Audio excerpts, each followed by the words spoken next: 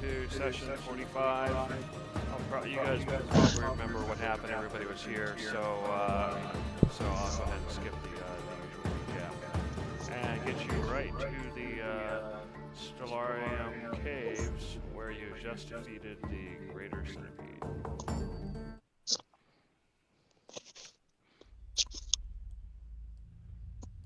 Alrighty.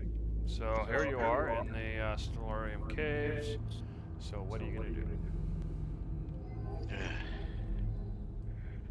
Well, Well, I'm not going to complain that the other centipedes decided to leave. yeah, that's not a bad idea.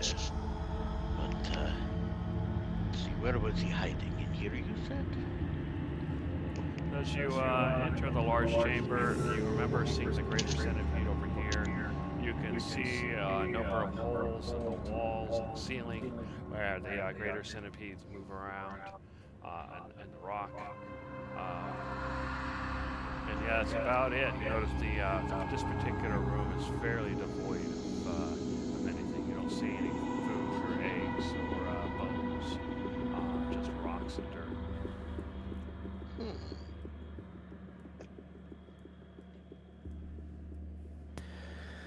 It was indeed in here, but I assume it carried all of its treasure in its belly. Well, the important treasure, anyway. It's strange to not have a nursery of some sort. Oh, yes, Miss Darcy. I will be glad when we can leave this place. I am tired of caves, and I'm tired of insects. As you come around And the no corner, offense to conglomerate. as you come around the corner, you find one of the nests. You see a number of massive eggs that have been left unattended. It is time to make sure there are no more of these creatures. Oh heck, I'm really big. I'm just gonna, cause yeah. Oh, in fact, let's just go ahead and do that right now. Yeah, scramble some eggs. Oh, Oh, oops. yeah, that's pretty nifty. I don't have the ability to see through that token. Okay, let's see. Token, vision. Darcy, come on up. Vision? He's got his. It has tremor sense, and I'll double check on the dark vision. Can you see through it now? I am seeing the tremor sense. Yeah, it does have dark vision as well. All right. Although that's kind of a cool effect. I can only do one. So do you want dark vision or tremor sense? Let's just stick with tremor sense for now. This is a little bit novel for me. And all right, well, I'm gonna go ahead and just start crushing eggs. I got plenty of slam attacks. All right. Yeah, you go through and you crush the eggs. You would expect that the centipedes to attack or do something, but you notice that nothing happens other than the eggs crush. Darcy, from where you are, you hear a bunch of cracking and stomping. So what are you gonna do? I'm gonna wait for the webpage to load. Oh, sorry, it's still loading. Yeah. It literally says downloading world data. Please wait. So, do I see anything over in this area? You have signs that of scratches and holes. It would appear that the deep centipedes nested here. Davros does not know about these eggs. Perhaps they could be mystery meat. Are you suggesting to gather some in a jar and make him a scrambled breakfast when he comes back? I'm sure he would enjoy it no matter what it was. And assuming I find nothing in here other than the eggs. No. Alright. Well, at least that is one less thing for people to worry about. So this is basically a 5-foot rise over here. Darcy, you see where the Greater centipede was evidence that there were a number of deep centipedes as well. You see none. That was the truly majestic chamber for your veal. If you climb over or see over the ledge, you can see the passage continues. Hold on, let me get you up about 5 feet. And I see you're gonna climb up too, so I'll put you.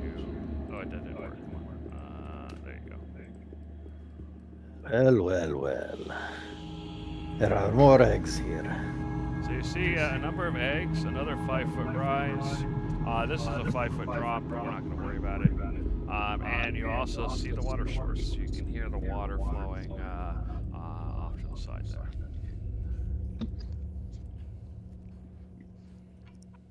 Just crushing more eggs. Okay, so what are you doing, Judge?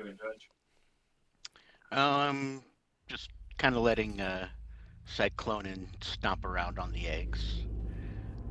Basically, I've been more of an exploratory light source. I'm going to come down here to the water's edge, and depending on how deep it is, I'd like to try and peek around the corner. It's probably up to your thigh. All right, so yeah, you go around the corner and you see that a number of small white fish are swimming in the water.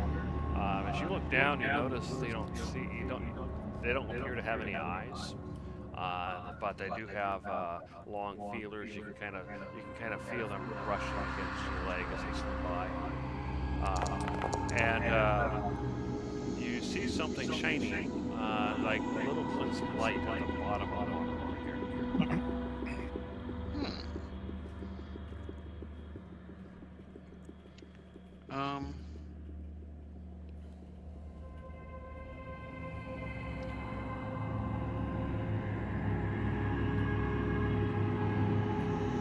Can I try and just mage hand whatever's shining up out of the water? Okay, you go and reach in with your mage hand and you pull out one object. It appears to be a silver coin, and as you get it closer, it's actually a Mithna. You see there's several other shining Mithna as well. If you grab them, you'll get a total of 15.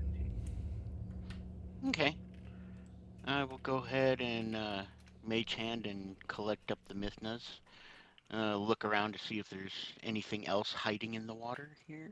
Okay, you're going to give me a perception check while you look. Darcy, what do you do?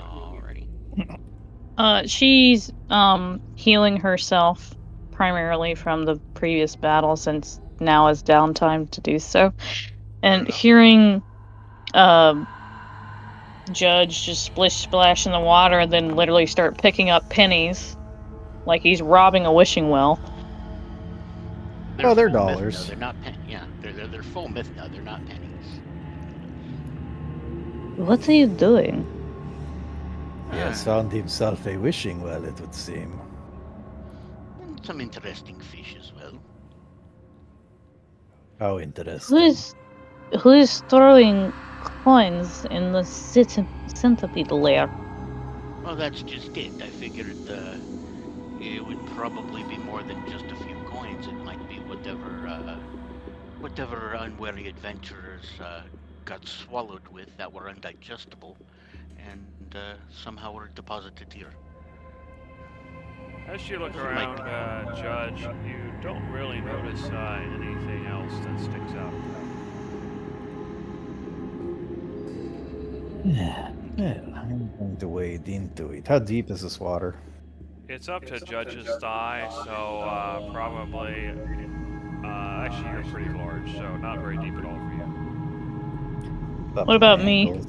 Maybe your waist, maybe a little higher, but you can still wade around it. And where was the source of the water? There's a little cave there. It's not really visible, and there's like a little cave on the other side. It's like really low, and you can see there's like a kind of a flow coming from somewhere. I'm gonna try melding into the earth in both spots and try to follow that for for whatever distance I can. I won't go too crazy far. You do. It appears to be some sort of small underground river, but after traveling for a while, you don't see anything interesting. It just keeps going. All right, now I'll check the other one. Okay, yeah, you get about the same result. Well, the water sources do not lead anywhere interesting. There was a rise up above, or that leads to up above. I suppose we could have a look at that. So this is a 5-foot rise, so I'll go ahead and put you up 10 feet now. There you What have we go. here? And you can see, as you look up, you can see the sky. You can see a crack, and you can see like a hole and some rocks up above that form this oddly shaped crack. I believe I know where this is. This was the other opportunity we had to enter. I do believe that given the three choices, we have probably chosen the best way to enter. Yeah. Well, perhaps we can go back up the normal way, unless you want to climb here. I can give everyone a boost. Climbing, going out the normal way is fine, unless you feel like climbing Miss Darcy. Alright, well, I do not wish to fall. Well, I would not allow that to happen. Alright, I moved you up. You don't have to move all the way back and go up. So now you're on the basically interior level. Given the whole tremor sense, do I feel anything coming from up here to the north? It seems to be quiet. Well, it appears that our deep centipede friends have fled from up here as well. Yep, you come around to the other side of the room. You remember seeing this stuff shaking before, but it's still now. Mm-hmm. And then on the wall, you can see the paintings. Let's see. You see a scene of giant centipedes in the chamber and burrowing below, and you see a scene of a centipede holding a glowing viola in its jaws. And then the next scene, the centipede itself is glowing. I think we were able to. Sorry, go ahead. I'll just say, had you guys got a better look of that before, that would have been your foreshadowing. Yeah, I believe we were able to figure this out, but it is nice that they were able to try and document it.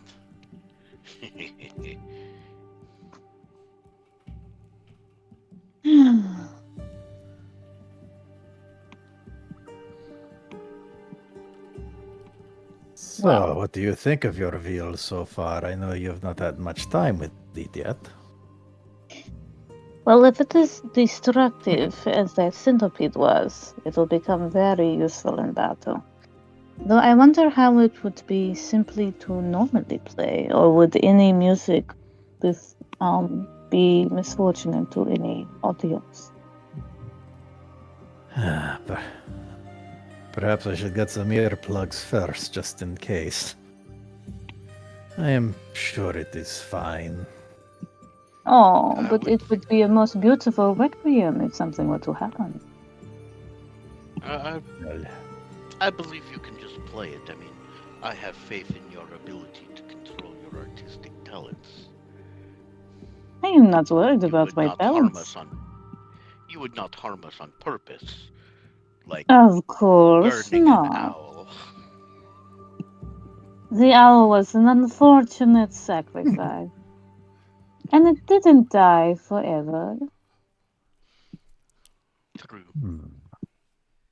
Now, I know you are in, you would prefer to leave sooner rather than later, but before I can transport us any significant distance, I will need to rest for an hour. Completely understandable. We could all use a little bit of a breather. And climb up. Alright. I'm gonna go ahead and switch you outside.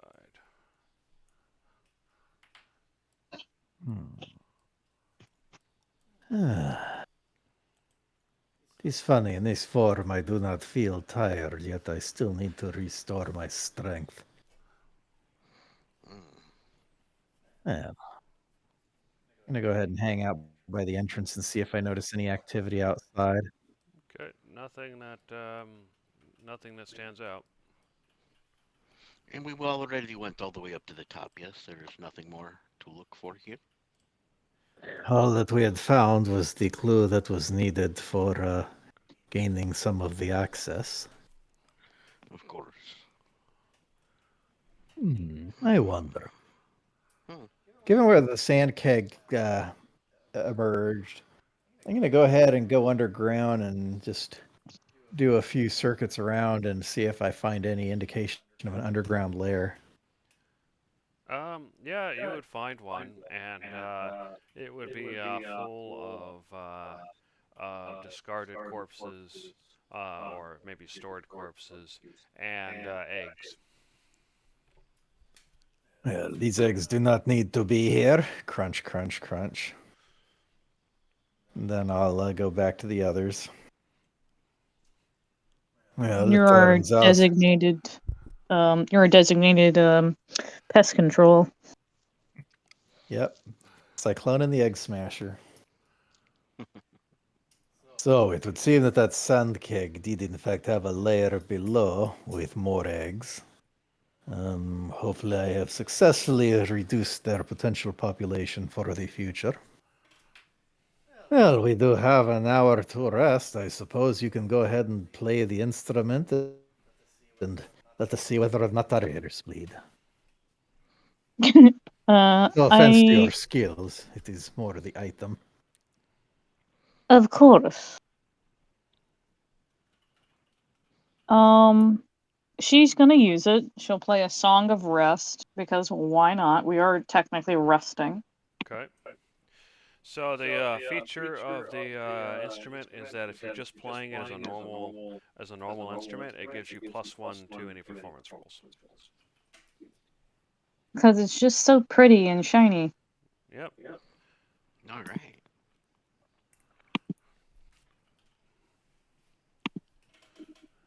All right. So everybody, do your long rest functionality. And you get 5 HP back. You mean short rest? That's what I meant to say. Yeah. Yeah.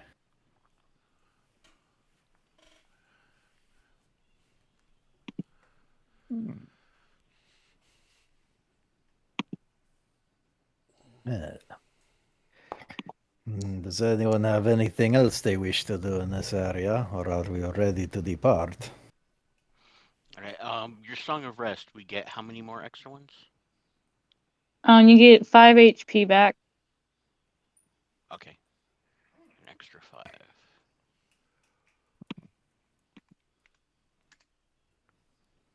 Alrighty. We're all healthy. Or healthier. Looks like I can't see in that form either. Okay. So I guess none of them have vision. That's kind of annoying. Can you see now? Let's find out. Yep, that's working. Yeah, I'll have to go through all the source forms, so I'll do that after the game. All right. All right. Well, I go ahead and take the Quetzalcoatlus form. Actually, I guess I should burn a instance of wild shape. So that. All right. Where is wild shape? Let me check something before we start moving around. I've noticed that I'm not seeing anything there, so let me double check the token here. Token light 3.6. Still not seeing. Yeah, it looks like they broke the tokens again.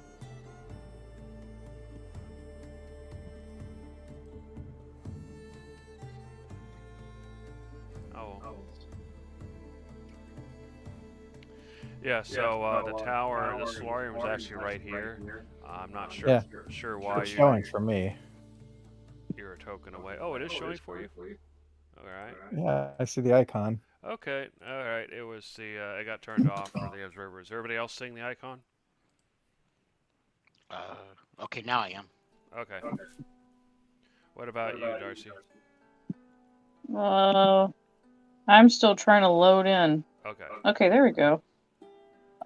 Still I can see the map. Can you see a tower? A tower icon? No, I So don't see go a to tower your icon. go to the flag on the left side, and then on the right side you'll see something it says toggle notes display, the second one down. Make sure that one's lit. So if you click on it if you need to. There it is. Okay, good. All right, good. It's unbroken. That's nice to know. All right, so you guys take off. You no longer have to roll because you're not exhausted. So where do you go? Go ahead and fly the scenic route. All right. I can see off to the north the Tower of Men. Well, actually, it wouldn't be there yet, so I can see a jungly patch, I assume. Yeah, fair enough. Okay. That's the first hour.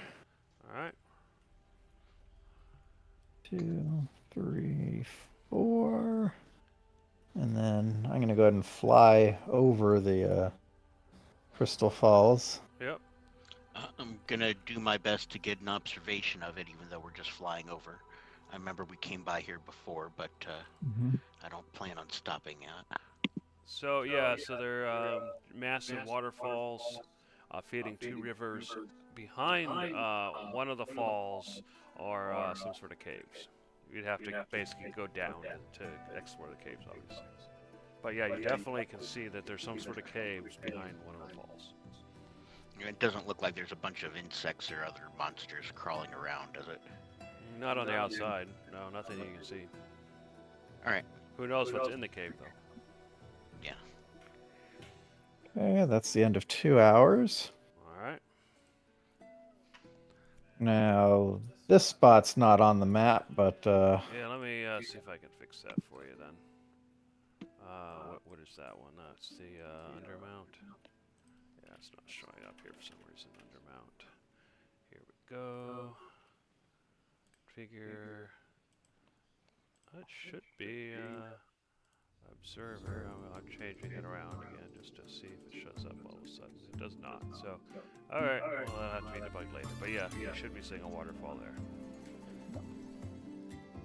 that's going to be the Cocytus River going underneath. Yep. 3, 4, 5. Oh.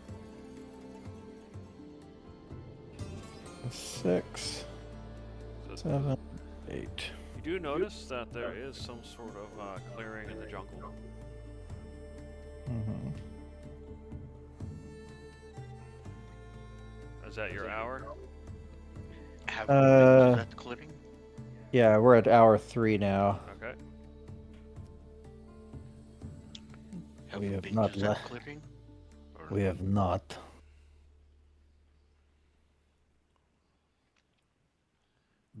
Do you wish to check it out?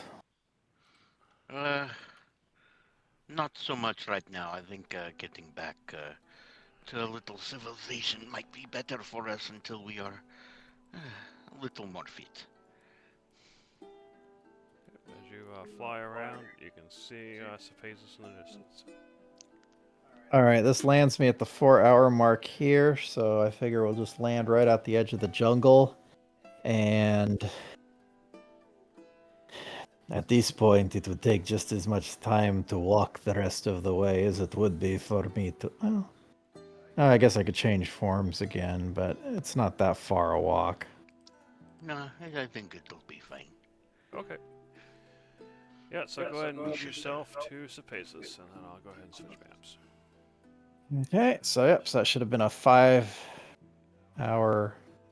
total walk trip then. Alright. So as you show up, it's about 3 in the afternoon. Where is... Oh, you're in the wrong spot. Let me put you guys in the right spot. Hold on. One moment.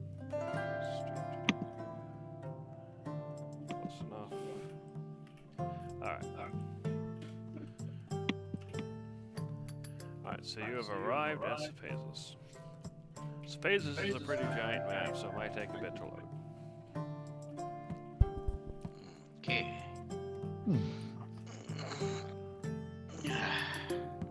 Well, I do wish to speak with Barrius again. I have questions for him, but I am realizing that there is something I am going to need.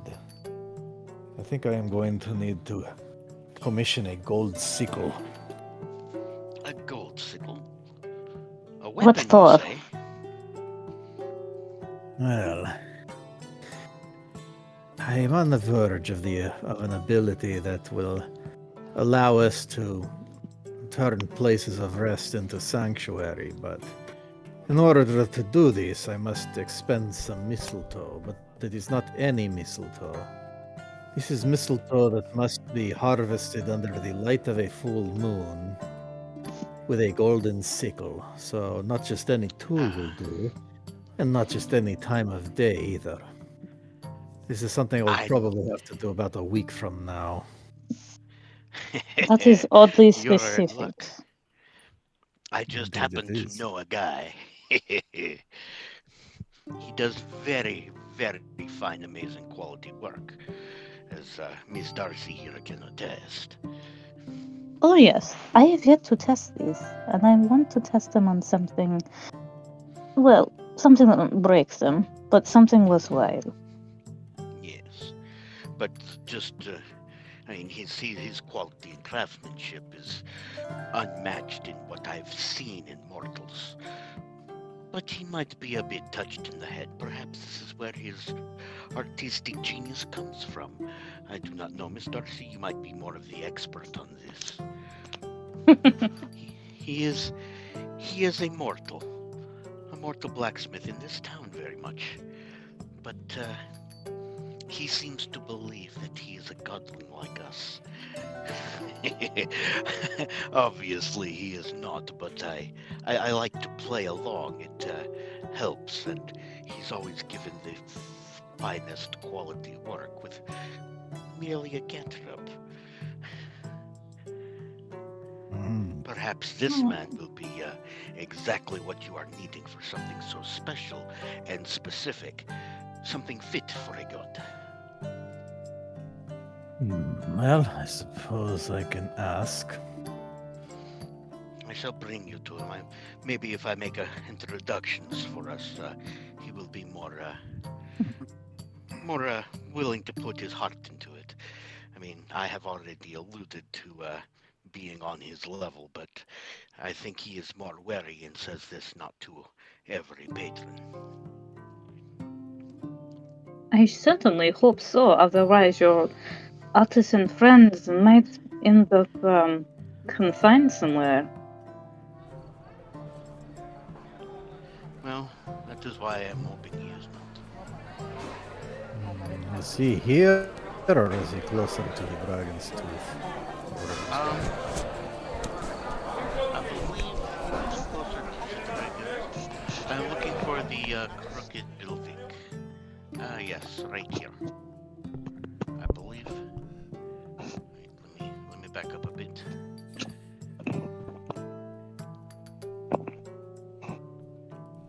Yes, I believe this was his building right here, the crooked one. Yeah, you can see a sign. Excellent. Very well. And I kind of walk in, and kind of how busy is this shop? Is it just the three of us walking in, or has it got a You lot walk of in people? and you hear him yelling, "I told you, if it broke, it was over because of your misuse. My equipment is of the best quality." And it's like, well, I didn't. Okay, I hammered the knife, but I mean, it should hold up. Bah, get out of here! And he leaves. Ah, these mortals. As you enter. Vulcan, my friend, how has your day been going? Not as well as you might Wish it to be, I see. Some people do not know how to take care of their equipment. That is true, but I very much do. And I'm wondering if we can commission something special. Of Something course. that only you, I believe, can do. I kind of lean in real close and quiet and go, you and I, we are aware that we are not the only ones. And some of the others are not so friendly. But these ones are my friends. And they're your friends too, yes? And I kind of give like half a wink with a little glimmer of magic. I see. Well, welcome. Well, one such as yourselves, I'm sure, know how to take care of a piece of equipment, so I'd be happy to help you. Of course. As he says that, I look at the my little improvised repair for my shattered glaive. Actually, do you have your shattered glaive on you? I mean, sticking out so it's visible, and you know, all that. Yeah, most likely it wouldn't be an easy thing to conceal. Alright, so yeah, as you come in, he looks and says, what in the name of the gods is that? And he points at your glaive. I've not seen such shoddy work since I don't know when. He is not the god of the forge like you, but it was broken. And Well, bring it. I can repair it for to you. repair. Repair it properly. There is no need to. This is purely decorative, if you will. Perhaps he can adjust your handle to make it a better fit, and have a twist breakaway rather than a break. It is meant to break, and I do that on purpose, for a reason. Yes, You my want your simple weapon friend. to break? Whatever then. No concern of mine. All right, I just grab the two parts, kind of line them up, and then just hold them in my hand, and just kind of work on that for a minute until it's back together. Alright. Oh, wait a minute. Yeah, it's a cantrip. I can get away with that. Yeah. I see. So it's infinite. It breaks forever, but you can put it back together. But why? As soon as you hit something with it, it'll break. It is not I believe- intended to be used in that form. It is actually more useful to me when it is broken. I'll go ahead and break it again and then demonstrate. My skills with a glaive have become rusty. However, and I go ahead and kind of twirl around the shattered glaive, and it's like it actually makes a surprisingly fine sword given the circumstances. And its appearance of lack of value makes it that much more of a surprise that it is still quite deadly in a battle. I see. But if you are that effective with a makeshift sword, wouldn't you be even more effective with a finely crafted blade? It is not my primary means of offensive battle. It is. I think of it as a bit of a pocket knife in the grand scheme of things. I see. So if you do not wish your weapon repaired, what is this project of yours? Well, I do have need of a rather unique item. I could use a sickle, and not. Perhaps I mean, proper introductions are first required. I mean, we have not even introduced each other, and only I have said hello. May I present Master Vulcan of the Forge? And then I just kind of gesture at him, but to the other two. I am Master Judge of Karma. This is Master Gato of Nature. And Miss Darcy of the arts. And I just kind of give a half glance to Vulcan to see if the comprehension is there in his crazy little eyes. Yeah, he nods and he says, he goes and he kind of closes the door and then comes back and then he says, I am Vulcan, god of the Forge. I am simply in mortal form. These mortals would not understand the true power of the Forge, but I do what I can with this mundane equipment. And we too are of the same mind. We in mortal form must hide for the mortals to go mad just to look upon us. But he is still in need of something exquisite. If you can think of anything appropriate. I see. Please, Please Master do. Gato. Let him explain what it is he needs in his own words. Well, glaring a bit at Judge, despite what my companion says, my name is not Master Gato, it is El Gato. He nods. Master was Um, merely a pseudonym for using other words. Well, Okay, Master Udge. Would you rather me call you Godling in public? El Gato would do nicely. well, Mr. Master El Gato, what is it? What project do you have? What is it you need? Well, I am in need of a sickle, but it is not just any sickle that one might find among the farmers. This one is needed for particular ceremonial ritual, so the material is important.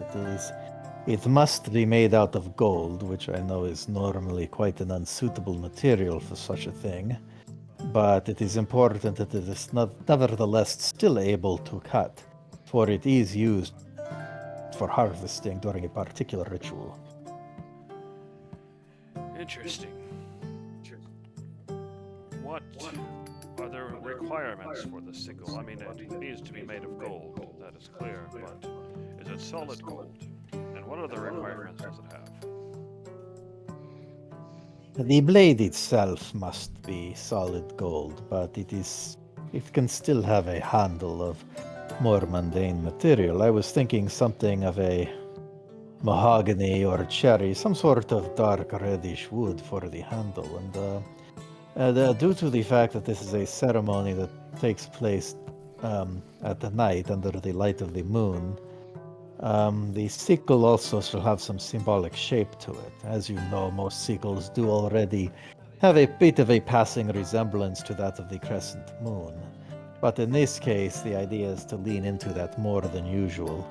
Instead of having a handle that is offset that the crescent stands on top of, what I would like to do is in the central portion of the crescent have the handle there. So you effectively have a sickle with two blades, one towards the top if you are cutting down, and one towards the bottom if you are cutting up.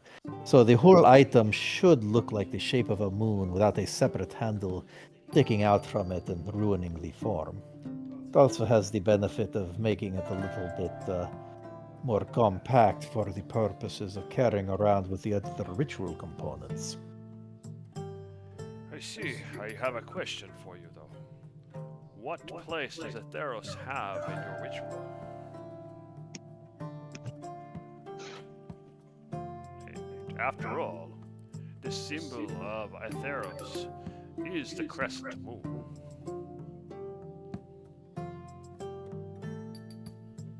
What little do I know of Atheros? Go ahead and give me a history or religion check. Can I make a history check too? Sure. Just to see what I might know? I'll make Sure. it silently though.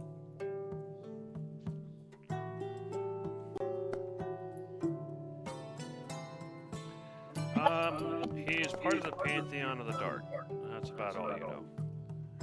And that's about all you know as well, Judge.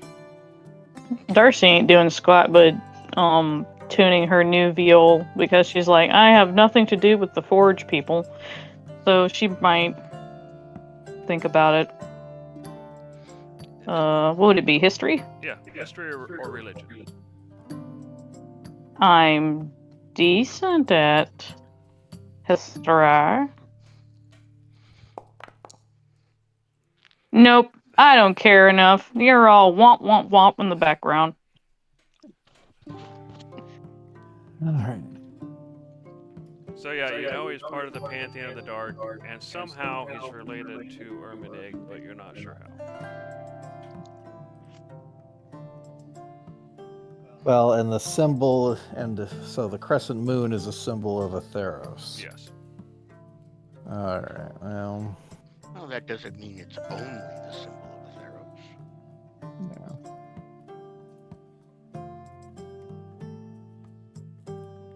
So how do you respond to the question? I am not especially at liberty to say, at least not without obtaining more permission about the ritual. But suffice to say that this ritual must be conducted under the watchful eye of Atheros. I understand. Let me think for a moment. So, it must be worthy of Atheros. And so I would recommend that in addition to the blades, that you adorn the wooden handle with a trim of powdered blue sapphire. And that way it catches the moonlight in a particularly appealing way. And potentially adorn the wood itself with the symbol of the crescent moon. What say you? Those are the fine additions to the item. Well, it would not take me too long to make. Perhaps I do have another number of other items, unfortunately, but perhaps 2 days to put it together. I understand you. I will charge you half of what I would normally, because I think I like you. So I will. I can have it put it together for you at fine blade for 50 gold milna. Let's see here.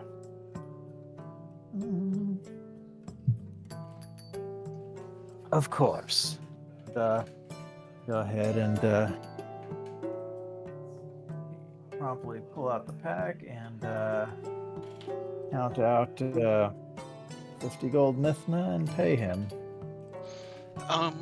While he's paying him, Judge has been kind of looking around the shop and kind of with his back turned, he's going to very quietly in his pocket try and cast his good berries. Just to have some. Are you gonna cast good berries? You're gonna hide out, cast it. Okay, sure. Just trying not to be obvious about it. All right. Nobody's really paying attention to you, and Vulcan is busy, so I'm not gonna have you roll. I'll just say you do it. All right. In that case, I'm gonna go ahead and grab out one small bag of tea, enough for maybe a cup or two, and 2 good berries, and I'll put them in the bag of tea. And as Cyclonin is finished paying him, Judge will come up and go, and just on the sideline, I think you might like this. We have found it to be quite tasty. I just kind of hand it to him.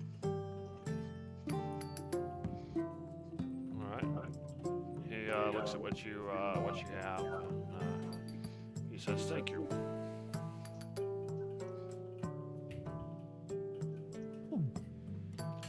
He sighs, and then he looks at you and he says, "Well, I thank you for the business, and I thank you for the year. If you need something, I of course need to make money, so I will. I am forced to charge you. That is part of living with the mortals. But I will be willing to perhaps put in a bit more effort, knowing where it is going. Yes, and we will only come here because of your unchallenged quality of construction. I do have to admit, I was quite impressed with the craftsmanship of the items that you had made for my companion previously. Thank you. Yes, you may be settled with these mortal implements, but it does not show as a limitation in your work. Well, I appreciate the kind words. Though one day I do seek the ultimate hammer. But that is a tale for another day. Unfortunately, he kind of yells past you. Welcome, as another group enters the shop. And for It has been you, good talking. please return in 2 days for your item. Thank you again for your business. It has been wonderful talking to you again, Master Loken. Thank you. It has been a pleasure. And as you say your goodbyes, you see the other group kind of just three people. They look like normal townsfolk, probably farmers actually. You kind of see them waiting respectfully for you to finish. I tip my hat. Come, boys. We can't keep up the line. Of course not. Go ahead and shuffle out. I go ahead and lick a finger and hold it up in the air. Ah, yes. Based on the wind, I sense a performance brewing. Of course. All right, so you leave Vulcan's shop. What do you do next? I'm gonna go perform near the fountain, because that's what I do's. All right, so Darcy goes into the fountain to perform. As Darcy is getting ready, Judge and Cyclonin, what do you do? I think I'm going to watch the performance for a little while. I actually want to see how this goes. Judge is going to dip into the bar here real quick and buy a couple of steins of beer and bring them out and hand one to Cyclone and just kind of sit down together. Okay, so each one is a half minute. Okay. Alright, so Darcy, you get your instrument all tuned and ready to go. So go ahead. Wait, a half midna for a beer? Yeah, so it's a half midna per stein. Okay. So Darcy, you get your instrument tuned and ready to go. So go ahead and give a performance with your +1 bonus, just to see, how your first performance goes. Pretty good, I'd say. 31. So Darcy starts to play, and you notice that as she plays, a crowd starts to gather around her. You notice that everybody starts kind of piling in to listen. You notice some guards just kind of show up. They were going around their duties, and then for some reason they find this particular crowd to be very interesting. So Darcy, what kind of song are you playing?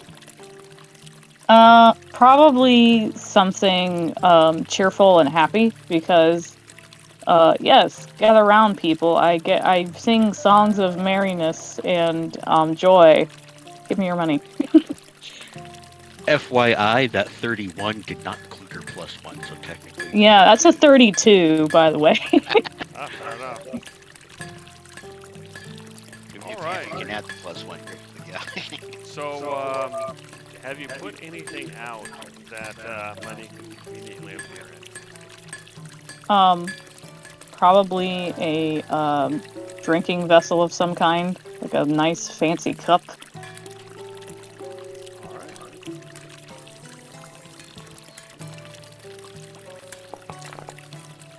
So your cup, that shouldn't say full. But your cup suddenly has 19 gold in it. As it should. Gold Mithna. You're getting flat on 29 this regular strength Mithna. performance. Hold on. Where is the thing? Inventory. Okay. Oh, look at that. Rolling in dough. And 40 half.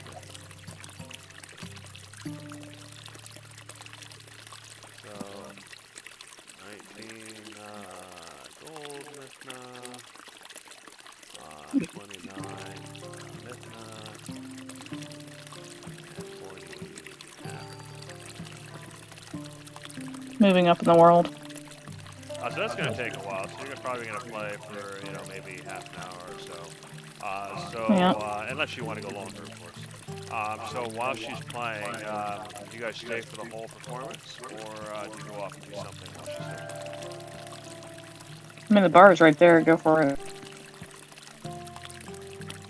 Yeah, tempting, but I guess after listening for a while, once everything's well in the swing of things, I think I'm gonna go ahead and go visit Marius. All right. And Judge, are you staying, or are you going to go with Cyclonin or do something else?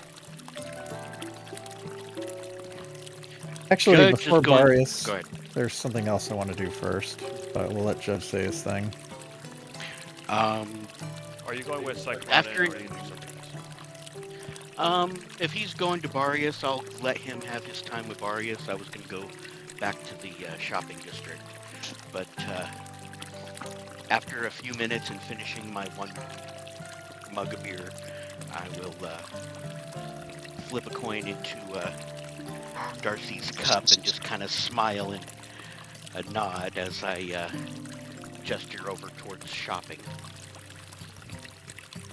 I nod at you, but I'm in the middle of performance, so I gotta continue doing what I'm doing. Yep, that's what I figured. It was unobtrusive, but let you know where we are so we don't get lost. Okay, so Darcy's performing, Cyclonin's going to go off, and Judge is going to go toward the Agora. So we'll start with Cyclonin. What do you do? I guess I'm gonna go ahead and go over to that one farmer's market area. That seems like probably the most likely place where I'm gonna find anybody familiar with plants and stuff. Okay.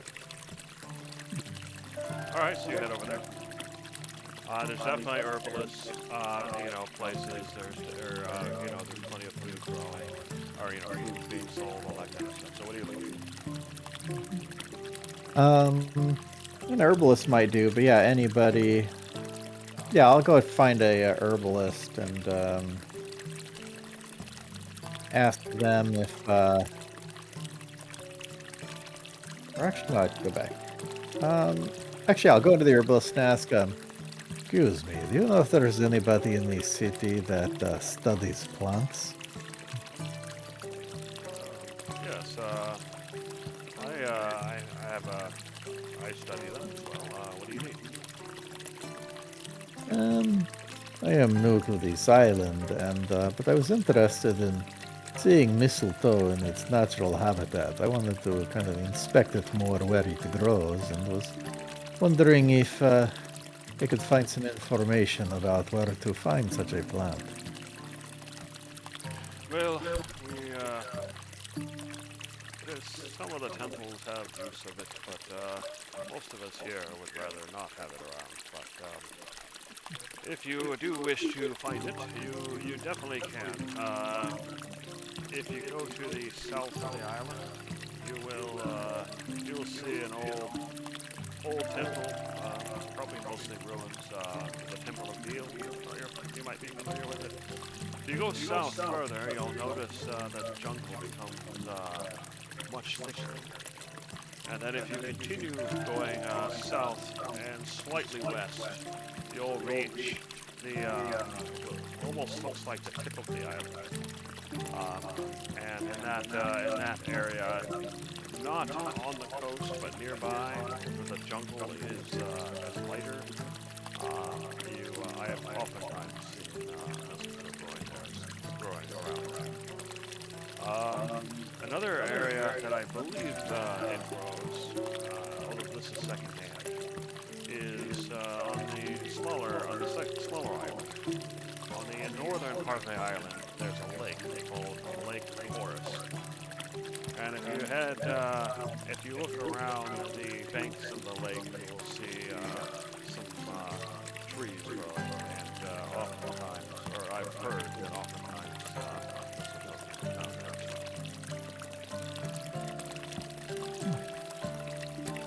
there. Oh, those both sound like quite a journey, so that will be quite a nice adventure. Indeed. Getting to the smaller island, you'll obviously need a boat. But if you go to Katniss, you can rent a vessel. If you go to the southern tip, a boat would be useful, but you can take roads most of the way there, depending on you can get some guards to help you go through the jungle. That is very duly noted. Well, seeing as I am not actually purchasing anything, I will at least give you this, and I'll go ahead and give a half to thank the person for their information. Oh, thank you. I appreciate it. Put it away. Oh, thank you for the information, and I tip my hat to you. Alright, so where are you gonna go next? I'll swing by where Darcy's performing to see how that's going, and then I'll head on down to Barrius. Okay, so you head that direction. While you're heading that direction, we'll switch over to, we'll switch over to Judge. So, Judge, what do you do? Okay. Heading towards the Agora? Yeah. Okay. Agora. I keep forgetting the word. You'll learn Go to down to the shop. I will, yes. Alright, so you arrive. What are you looking for? Heading down to the Agora. Alright. First, I'm going to go ahead and look for a linen shop. Okay. Like a tailor or something like that? Or are you looking for Well, I have... sheets and stuff?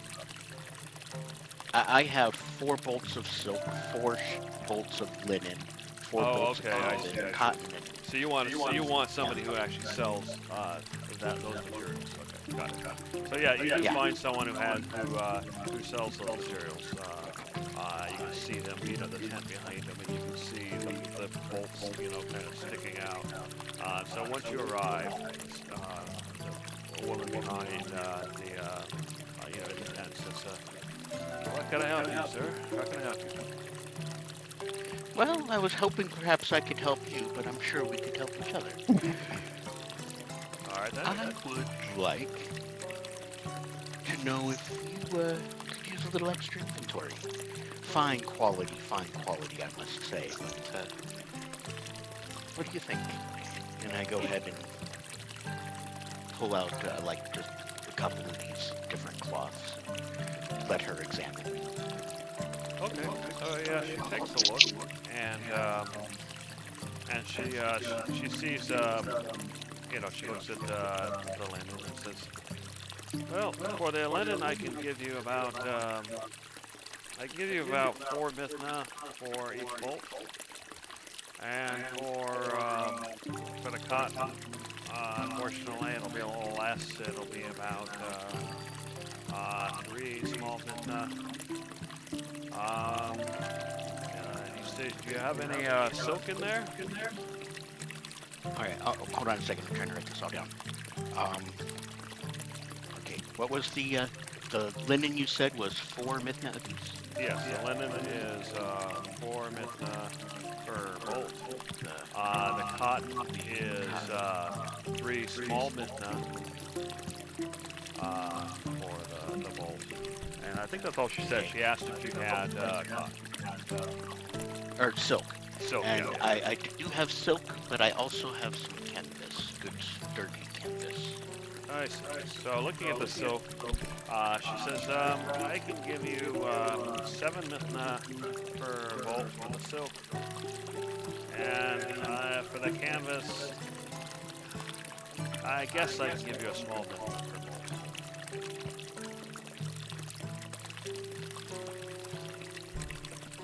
I believe we have had an excellent business deal. And I go ahead and do that. I hand over the silk and linen and cotton canvas. May your day be profitable. Thank you.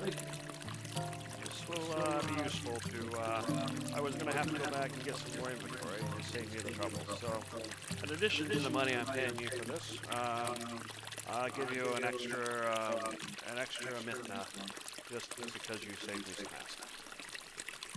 Why, thank you. Thank you very much. Okay. So, selling that. So, I'm assuming you're going to sell your whole inventory here? Yeah. 4 silk at 7 Mithna apiece is 28 Mithna. Yep.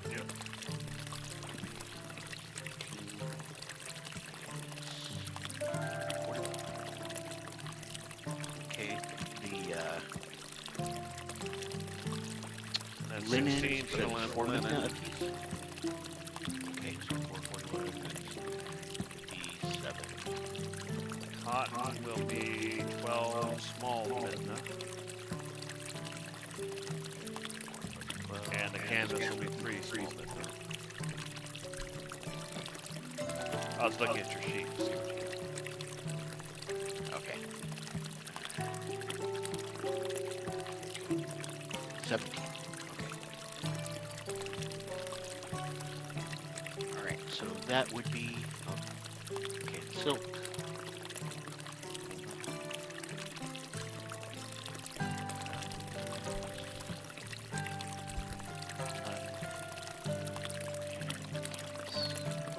That should reduce your weight quite a bit too.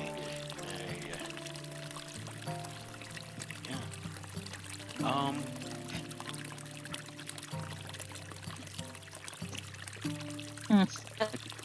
I mean, is it like quality or is it just a standard or? It's pretty standard. I know Ms. Darcy already has one. Okay. I know Ms. Darcy already has one, and I am sure the sentimental value of this one is much more important considering she was able to obtain it through her own efforts.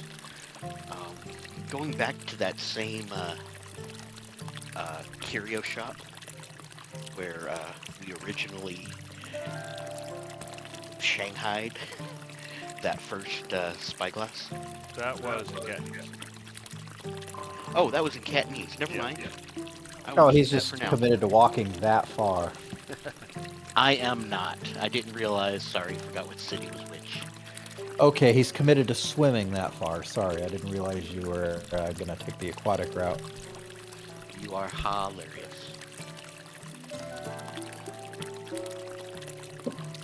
Actually, instead of the curio shop, I would like to go to like the incense, herbs, candles, and teas location. Okay. So what are you And, looking for there? I know what specific herbs and incenses I would need to, say, get back a certain friend. Yeah. So you can definitely find if you tell them what you need, they'll definitely know to gather it for you. So basically, take the player's handbook cost, add 2 Mithna for essentially processing fees, and him actually gathering the stuff and swap and whatnot, and then you can get to it that way.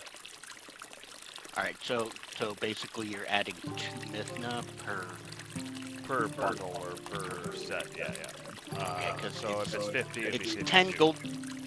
It's 10 gold pieces of Okay, yeah. So incense. it's it's only 20% 10. Okay, markup. so add one then. So it'd be 11. Oh, okay. All right, 11. So I 11, was thinking 11. 15. Yeah, no, it's 10 gold pieces worth of incense. So yeah, if you buy 5 of them, you spend 55 minutes. Actually, that would be about the max he could sell you based on his supplies. So 5 or less. Actually, I was only gonna buy 2. That's gonna Okay, be 22 okay. Nithna. 2 is 22. Okay.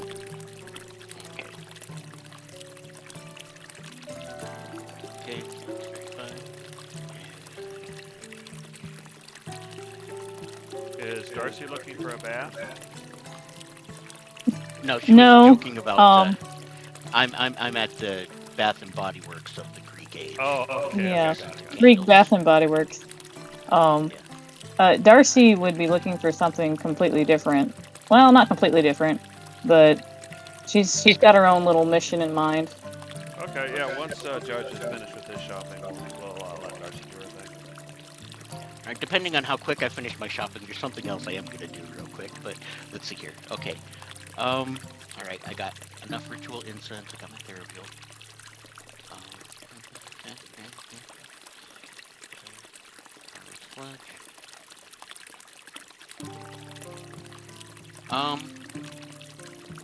These rusted iron rods I have, I've had a chance to take a look at them, right? If you felt like it, sure.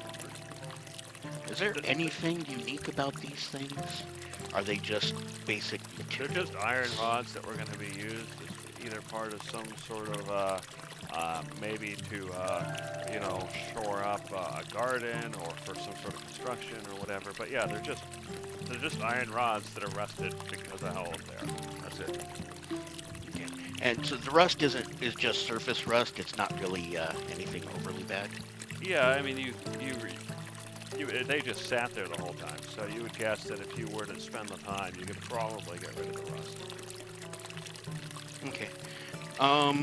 Walking back towards Vulcan's shop after buying my incense and selling the cloths. Just thinking about it, thought experiment in my head. Would mending mixed with prestidigitation be able to clean the rust off these really quick? Mending fixes cracks and breaks, so I don't think mending would do it. Prestidigitation would make it wet, but I don't think that would do it either. No, it would actually require. Well, it would actually prestidigitation require, wouldn't make it wet. work on it. Sorry, go ahead. Okay. Oh, prestidigitation wouldn't make it wet, I don't think. Let me check that. Let me see. Let me spell it. Yeah, you can clean or dirty a surface, and you're just cleaning the rust off. Sensory effect. Clean or soil an object. Okay, so yeah, it feels like it's more than cleaning.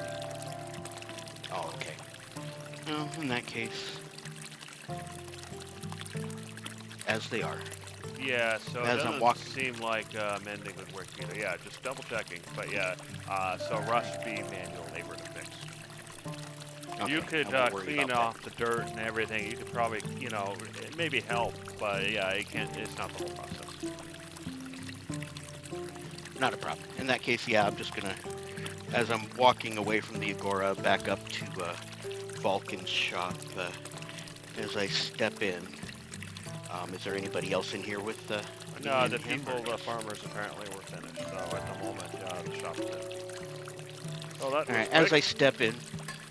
Well, yeah, as I step in, I say, yeah, I almost forgot something, and I just prestidigitate the dirt and grime and everything off. And I did not know if extra materials would be good for you. It's just standard iron, but you are in decently measured rods, and I'm sure you can do wonders with them. Yeah, looks at the iron rods and it says, well, with some work, that material is usable. I can offer you a half Mithna per rod. Nothing, please. I was just here to give it to you as, free stock, just in case you need a little extra. Something I happened to stumble by and figured, what? I see. Yes, I can certainly use it. Thank you. Iron supplies can be a bit low at times. Yes, I figured that free materials for working is free materials for working. Where did you find these anyway? They're not in bad shape exactly, but it seems like they're very, very old. They are incredibly old. They were in a cave, far lost in the forest, surrounded by the hauntings of the formerly living and big bugs, I believe. Strange. It was very damp and cold in the cave. Well, lucky us, they survived as well as they did then. Yes, that's why I thought perhaps you might put your special touch. See what happens. You never know. A diamond in the rough. Yeah, perhaps. I thank you. Of course. And as I go ahead and leave his shop for the second time, I'll go back over, and I guess Darcy's getting close to ending her performance. Yeah, so you go head back to Darcy, and then we'll go ahead and visit Cyclonin down with Varius. So, One last thing I wanted to do with Darcy. I'm sorry to interrupt. As I get to Darcy, and she's just ending her performance, I reach down, and with 2 fingers, I will take 2 gold mithna out of her cup, wink at her, and mouth the word gavel. Put it in my pocket and finish listening to her. all right, Darcy. She rolls her eyes. Okay. You killed him. You cost to bring him back. All right. So Cyclonin, you arrive at Varius' house. I'm assuming you knock and get let in and everything. So once you see Varius there, he looks at you and welcome back, Elgato. What brings you here all alone?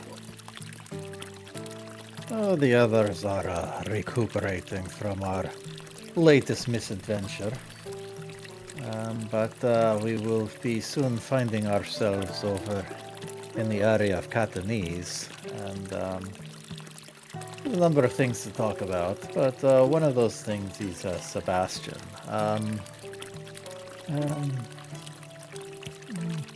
Of course, it is not only you and your brother who have taken great interest in Sebastian. Certainly Darcy has as well, and we've been thinking of things to do to give him more experience with the world and to become more of a capable and respected figure. And one of the things that has occurred to me is that you may be aware that somewhere off to the west of the Ancus Watchtower, there have been rumors of bandits in the area. Yes. Well, it occurs to me that that might be a problem that would be good to deal with for the sake of everyone. And I am thinking perhaps about bringing Sebastian along to help with these tasks. With our presence, I do not believe that he will be in any serious danger, but it is something that would put him at risk, and I wanted to speak with you to see what your thoughts were on such an idea. I see. I do have some thoughts, but first I have something to ask of you. But please come into my study. Anone, I will be out later. I have some private business to discuss about that. She says, okay. And she wanders off. He takes you into his study, and you see a nice mahogany desk, and scrolls everywhere, and writing utensils. And he says, please, have a seat. And he has a chair on the other side of the desk. I go ahead and sit down. So, I have been noticing some things. Now, I have experimented with your gift, and I've noticed that you have dealt with various problems and described things that seem almost otherworldly.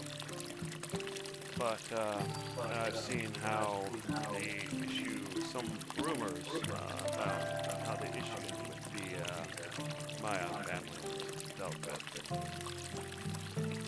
Some strange stuff there.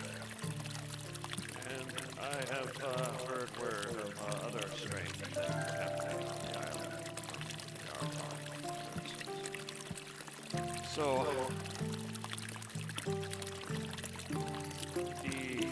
the priests, they can no longer speak to the gods, so they say. Why is that?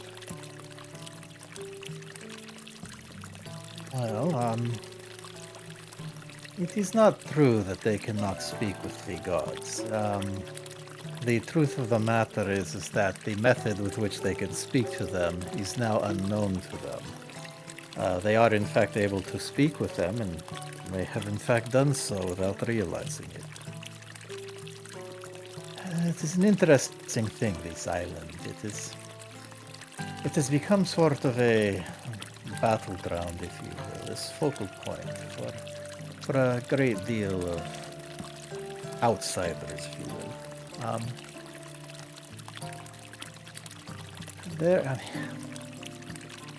This will probably be difficult to believe, but I will say it anyway. Perhaps you are aware that the gods are not all gods are equal. You do have some gods that have more power and influence than others. And those ones with the greater influence have, on many occasions in the past, been responsible for elevating other people who were formerly mortals, into godhood. And I am sure you have noticed that perhaps not all of the people ascended to godhood are equally worthy of the title. Indeed. So, it has been determined that among those in power, that the lesser gods should be forced to essentially compete for the right to continue to be a god. A great many of them have been cast down, but this is not simply a battle to regain their original status. This is to become the more powerful gods, the elder gods. The existing elder gods have an intention to move on. It is not clear what that means, but they do feel that it is their time overseeing the reality as we know it. The time has come to an end, and it is time to let others prove themselves to be worthy of seeing over others. And so, all these gods that have been cast down are these very same gods that the priests have prayed to over the centuries. And because they have only a fraction of their original power, they are no longer able to respond to their followers. I understand. It is difficult to believe, but just to say, I have had first-hand witness to things, and I have heard things from Sebastian as well. So there's a certain, let's just say, creature appearing in the room. So then I have to ask, who are you really? Well, it is... The name Elgato is nothing more than an alias. But before I answer that question, I do want to return to something I mentioned a little earlier. I did mention a great deal of outsiders, and I do mean that. Of course, you do have, the gods that, that the people here have worshipped for quite some time, but those certainly are not all the gods that existed. So there are many gods that are strange to this land that nevertheless find themselves mingling among the people, vying for power, and trying to avoid drawing too much unwanted attention, because in this vulnerable state, they're not nearly so godly. Their existence can be ended by mere mortals with sufficient determination. So their powers have been strengthened. For the most part, they do still have power. They have the ability to gain more of it as they fight among each other and try to find sources of power, throughout the land. But they are not so powerful as to be able to easily discard the concern for, the common mortal. The ones that become too cocky risk putting themselves in mortal danger. In fact, these punk pantheon, you may have heard me refer to them. But let me ask you this: do you recognize the name the Great Pakinsar? He thinks about it. No. These would be one of those outsider groups.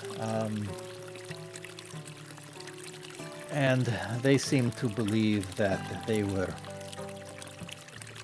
more worthy than the mortals are. And I mean, I don't know, perhaps from a certain point of view that may be true, but I just do not see it that way.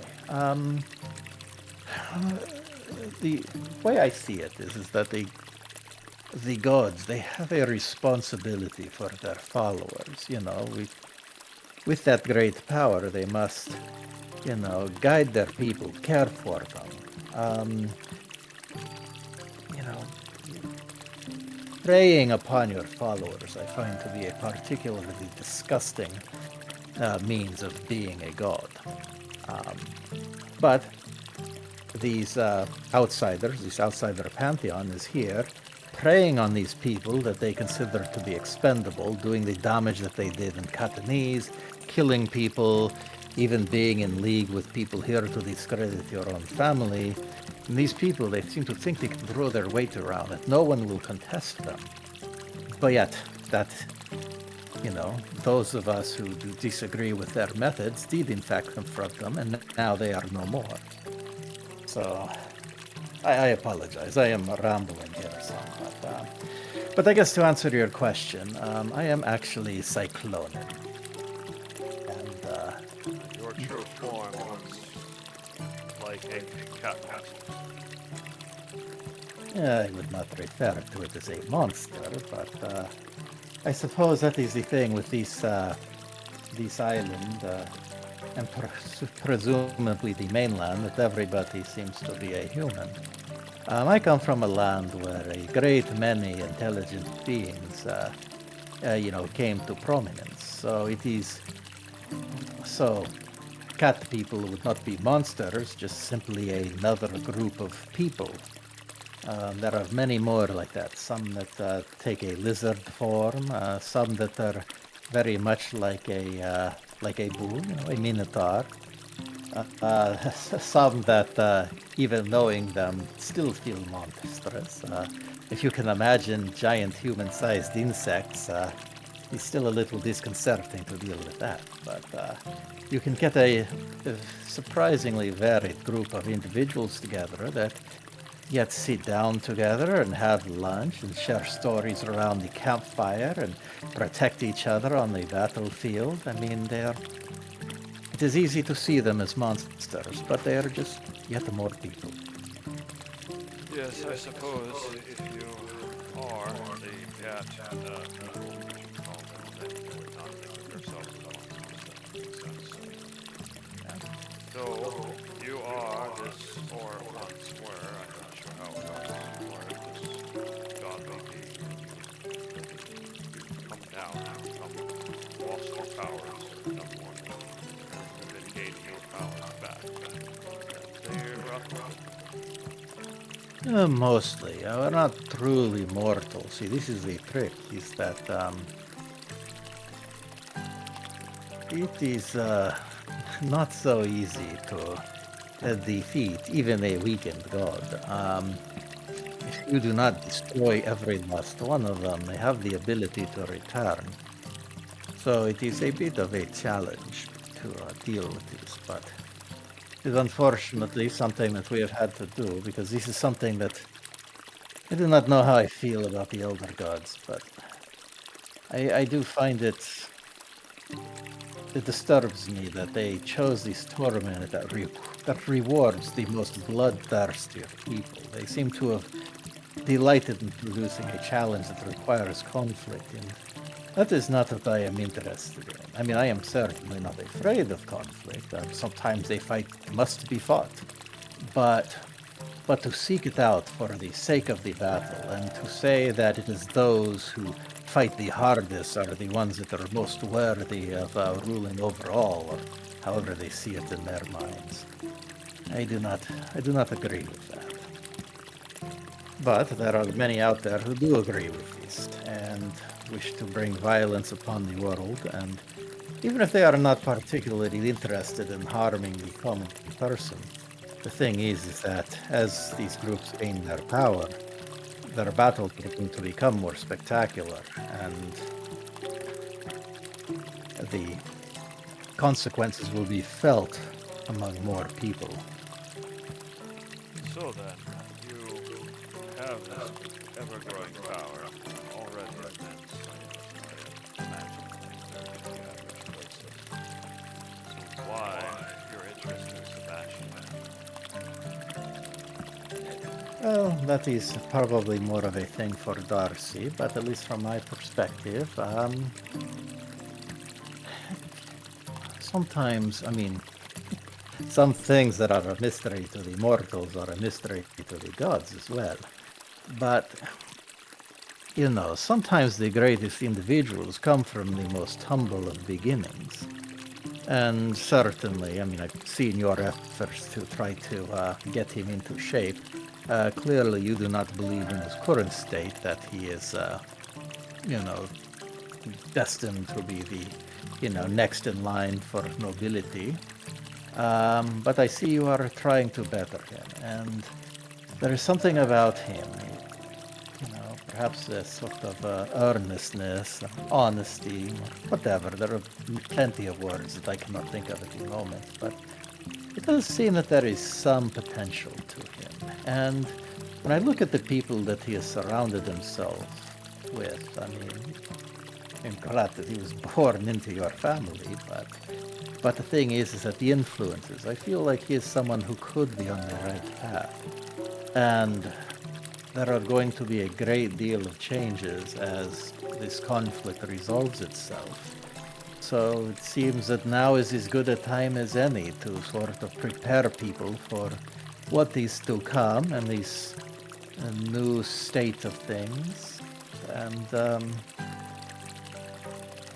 So you say that you're not relish conflict and only participate in it when necessary, but yet does not your end goal require that conflict? What are you trying to achieve?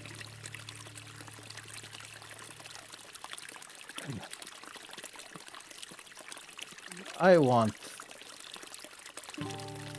safety for as many people as possible. For a great deal of time, long before I ascended, I lived in an undead plague land. It is a long story, but suffice to say that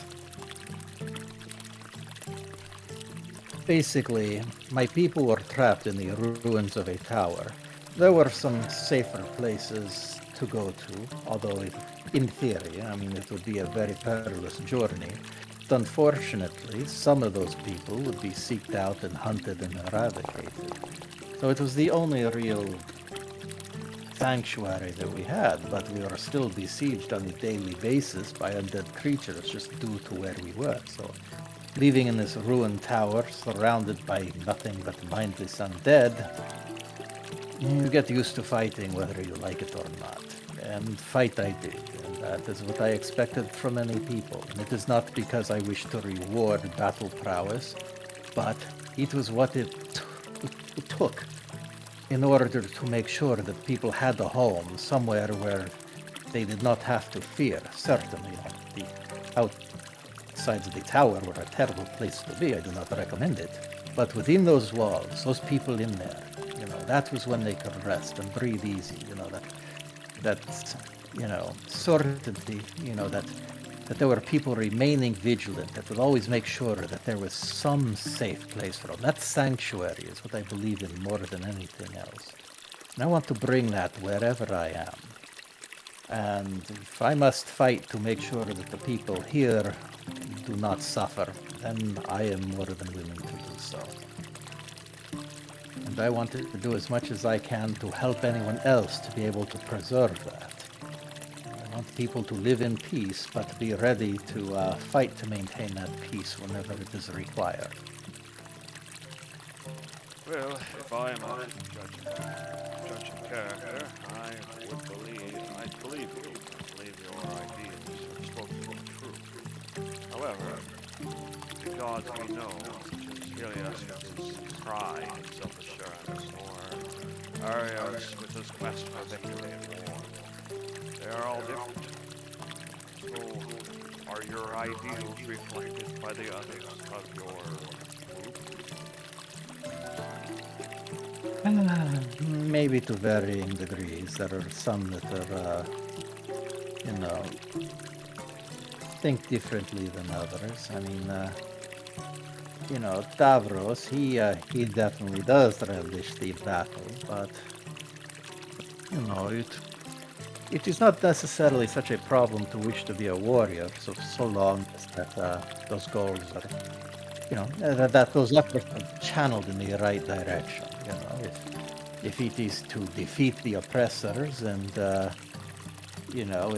obtain conquest over evil empires, then that is adequate for my purposes. But yes, there is no one in the group that I would for the most part, I do not think anyone wishes to prey upon the people. Certainly nobody that would be so willing to make others suffer, such as the great Pakinsar. Love to know how they decided upon that name. And so you have taken Sebastian under your wing, but I believe you probably aim for something more, or at least one of you does, perhaps Darcy. You wish to make him your follower. Darcy does have great interest in him and does want him to pursue the creative endeavors. And, So I must ask, as a people who have known the pantheon of light, the pantheon of God, who have worshipped them for as long as we can remember, do you intend to usurp them, take their followers for your own? well, that is a bit of a tricky question, since I do not.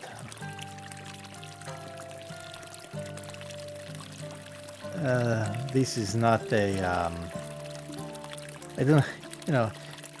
There are a great deal of gods out there, more than any one person can fathom, and even the gods cannot keep track of them all. So, I am aware that these gods exist, just by virtue of what I've heard around the island, but I do not know these gods. If they look out for their people, then I do not wish to usurp them. But if they do prey upon their people, then perhaps conflict will come for them, if an understanding cannot be reached. But I would prefer a diplomatic solution, if possible. In fact, that is something that has come up. We have, in fact, met a goddess under, better circumstances, and I do wish to seek an audience with her to try to understand what her goals are, determine if it is in alignment, and if what we can do to work together to better the lives of the people. Also, for what it is worth, I mean, it is very common for people to worship entire pantheons, not merely just one god. Perhaps there is room for more than one pantheon in someone's belief system, so long as those pantheons are willing to cooperate. I have one last question, and then I'll give you my answer. If there are others like yourself in this great Hackansaw, and one group were to attack or otherwise harm Pegasus or Katniss or perhaps some other place on the islands, what would you do about it? If someone were to attack, then I would wish to hunt them down and exterminate them. It is not necessary for me to demand fealty. It is enough that the people are cared for, and if they choose to follow me of their own free will, then that is their own free will. But I do not wish to force someone to follow a god. So as one with such great power, there must be some mechanism by which you allow me to communicate with you more freely, similar to a priest praying to God. Would you be willing to offer such a mechanism? Or perhaps to the Archon, if you prefer, so that in the case of an attack or something like that, we can contact you.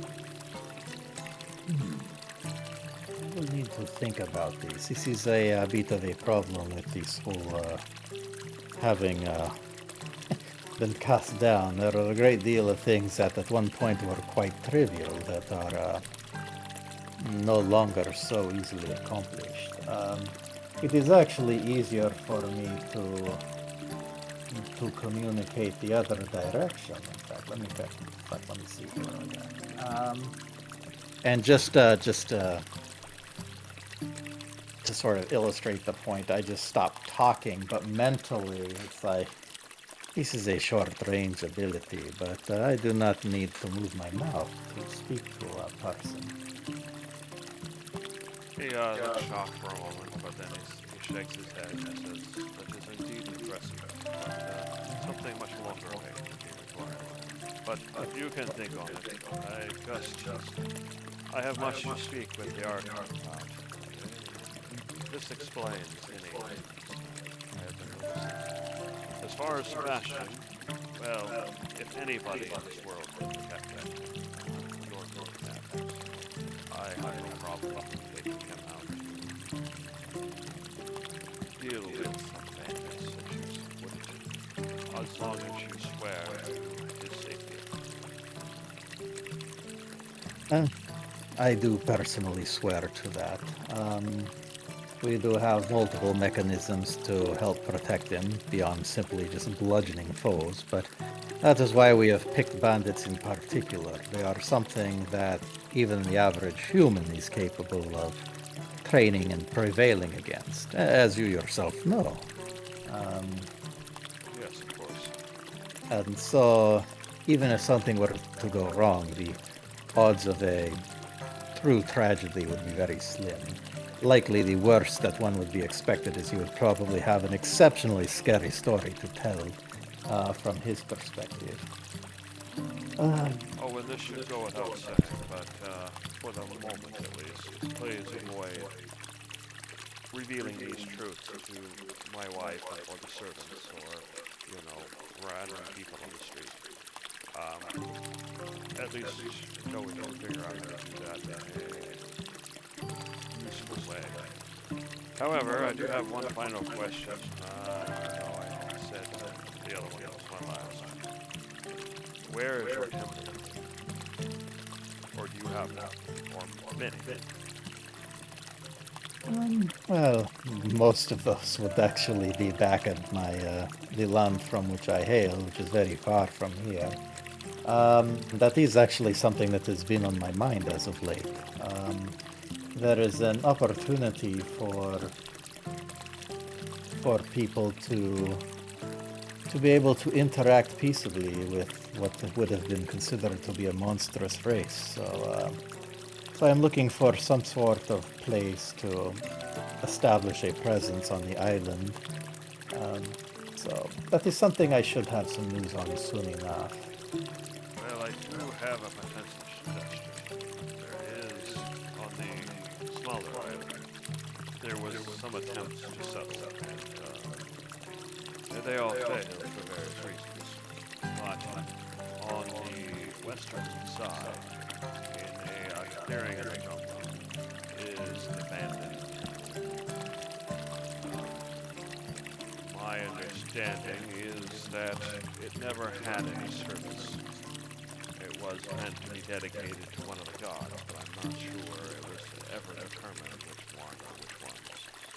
So, you could perhaps take that over without stepping on any toes. That is a fine suggestion, and yes, I do not want the people of this island to feel that they are being displaced. I want to get two groups together to be able to work in harmony, and not initiate a new battle as two xenophobic groups decide that they must destroy this threat that has invaded. Very well. You have given me much to think on. If you do not mind, you can come by another time. I must figure out what my next steps will be. Of course. Before I go, do you actually wish to see these forum that Sebastian has been so fearful of? He looks to the window. He walks it. And he looks to make sure the door's closed. He stands there, and you can see him stealing himself. Okay. I go ahead and wild shape into a house cat. You do that, and he Wow. you hear him laughing. Come now. Come out with the real form. Okay. I go ahead and, go out of the avatar form. So, yes, there's no... You see he's taken aback a bit, but he says, I can see why Sebastian would be hurt. What on this island could possibly prepare him for that, until recently. But it is not so fearful as to go running out the window, diving out the window. Well, I am trying to work on that. He obviously does need to steel himself some, and I will scare him as many times as it takes until he gets used to it. Just make sure he doesn't hurt himself. At least not too bad. I've tried my best to be careful about that. Although, I guess as a bit of a token, just to demonstrate the kinds of things that can be done, is there anybody that I have previously met that you would like to look upon at this moment? Anybody do Sebastian. Alright, let us see how this works here. So, well, she gets -5 on that. We don't have a body part. Do I have anything?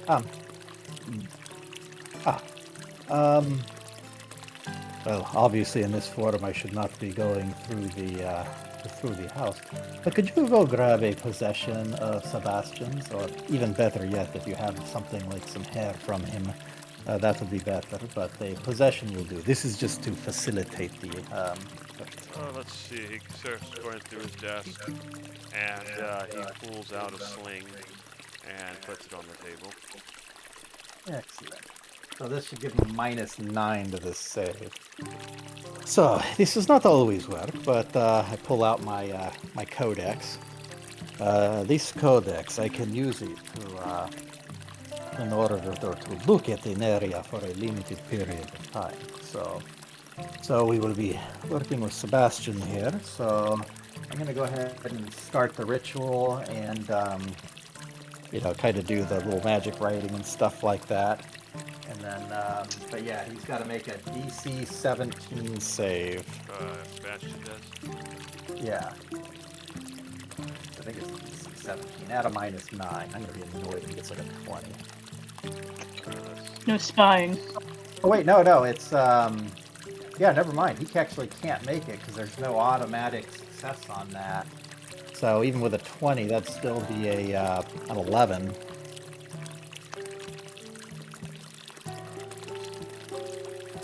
Yeah, you don't actually have to roll. He would auto-fail it. Okay, fair enough.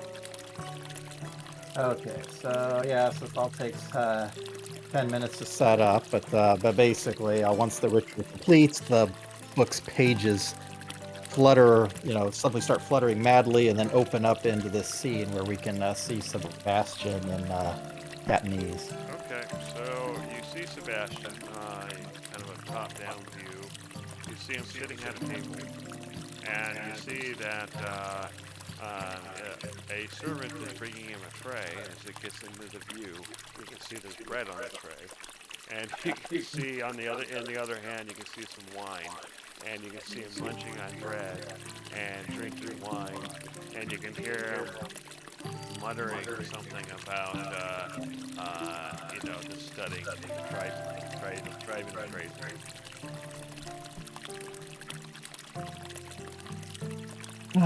Yes, that is the plan, to make him relish the studying and compare it to the stuff that we will inflict upon him. Barrios is looking at your book with wonder and says, "So, you can look upon anyone at any time?" There are some limitations. The more familiar you are with the target, the easier it is to make this connection. There is nothing that Sebastian could have done to resist this. But if you do not know the target well, or if they are protected by certain forms of magic, it does not always work.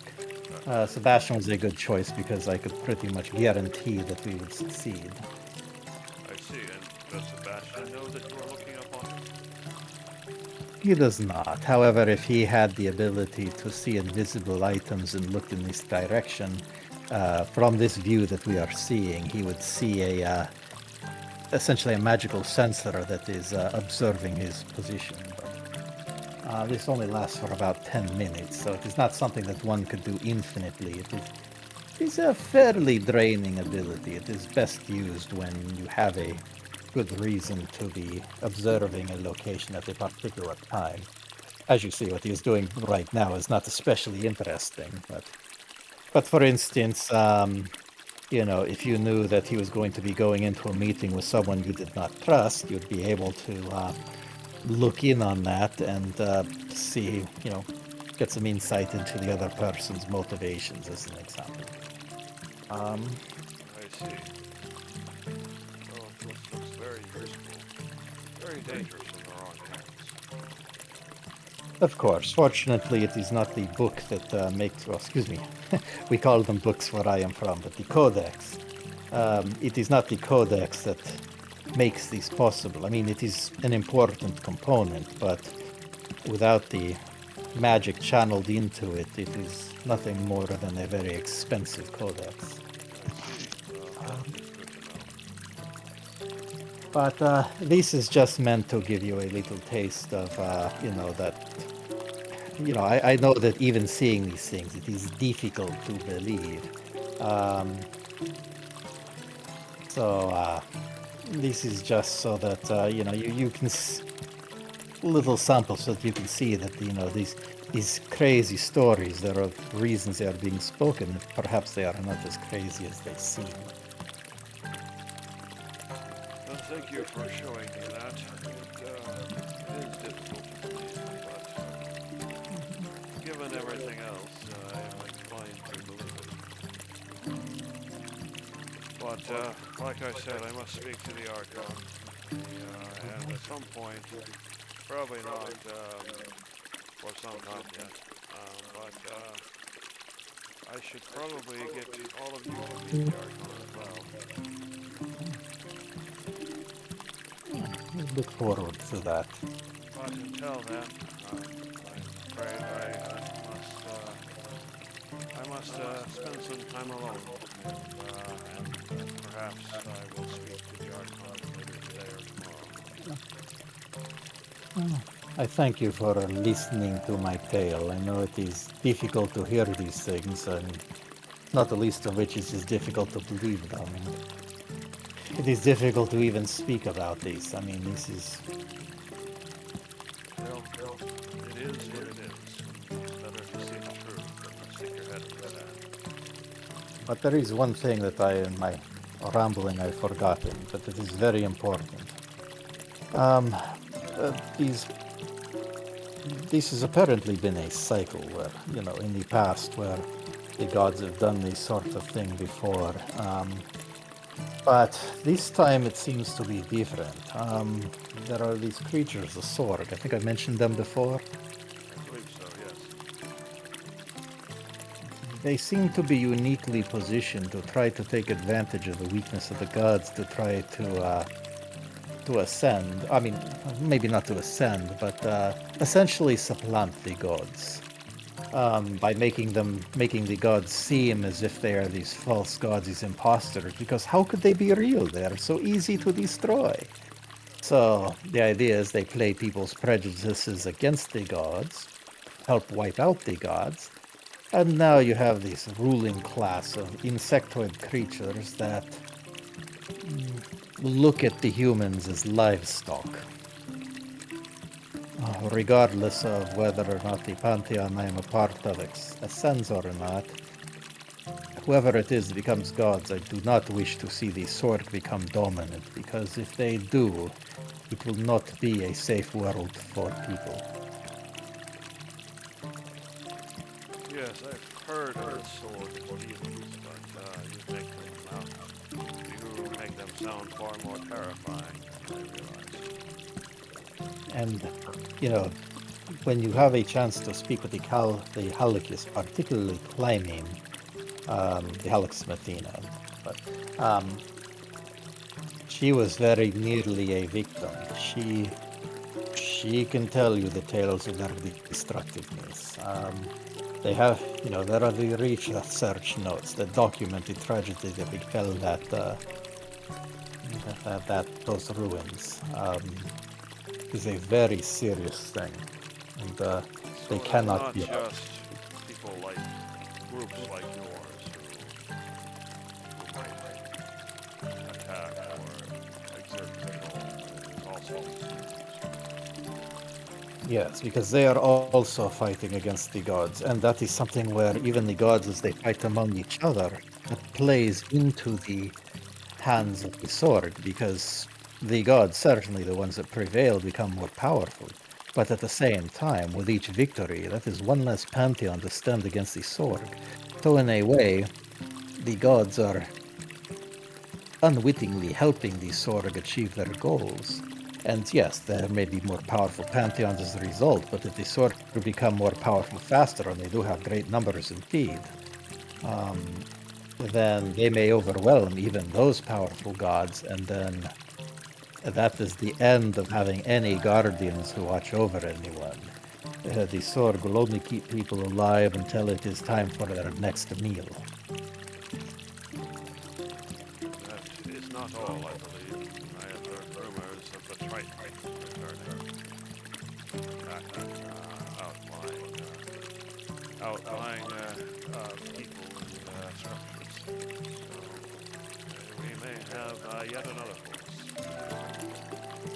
Yes, that is something we have heard about and wish to look into as well, but so far the Sorg have proven themselves to be a far more immediate threat. We do tend to find them in many of the places that we have gone. We've seen them all the way from the southwest end of the island to the northeast.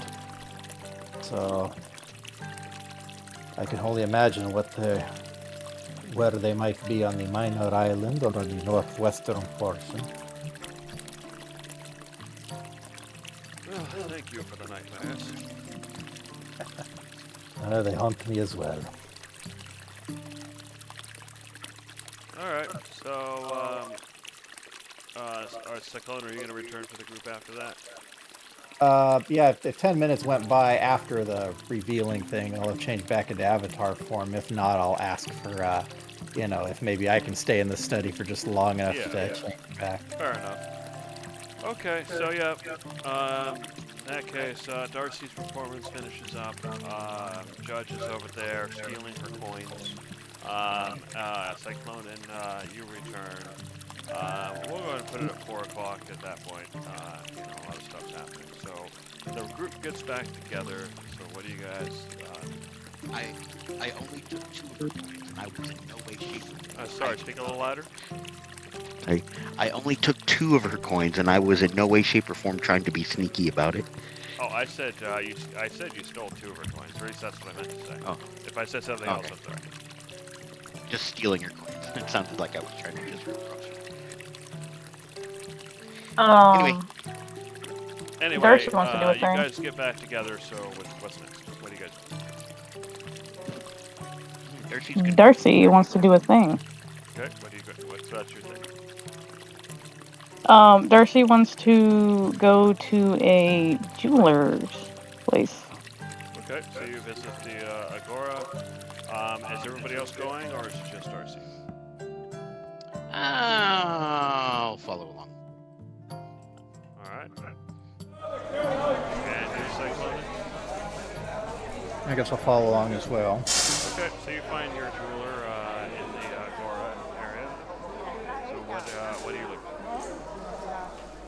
for? She's gonna look for a golden locket. Golden locket. So you find different lockets. Prices range from 5 gold midna for the golden braid, all the way to 100 gold midna, based on how fancy they are, whether they're jewel encrusted, and that kind of stuff. So where do you want to be in that range? Basically gold gilded, but plain, because she doesn't want jewelry. She doesn't want crystals or diamonds or jewels or gems in them. Okay, She wants so- it to be Okay, 5 gold midna, so you get a lot of range. They're still nice. They're still good quality. They're just like you said. because she wants to customize it, basically. She wants to have something etched on it. Okay. All right. So you get your locket for 5 gold midna. So what's next? Does that place that sold the locket also have someone who can etch things and personalize them? I assume they would. Yeah, they kind of make the jewelry, and yeah, they can customize the personalization. They ask you what you want.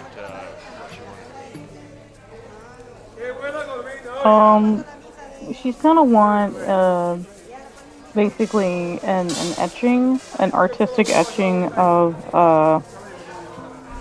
the symbol of elk horns on the front. Okay.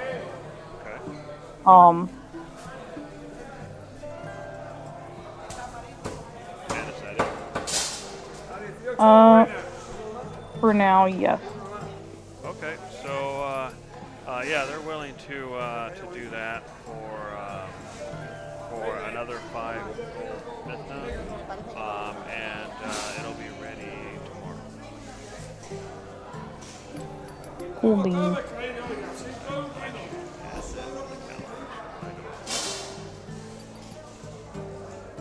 And now to Bath and Body Works. But if you're gonna complain about cool beans, you got to do that over at the tavern. Darcy, gold Maybe I want the cold beans.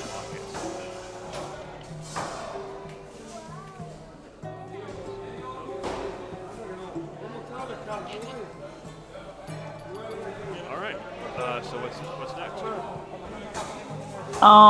We're gonna go to Bath and Body Works and get perfume.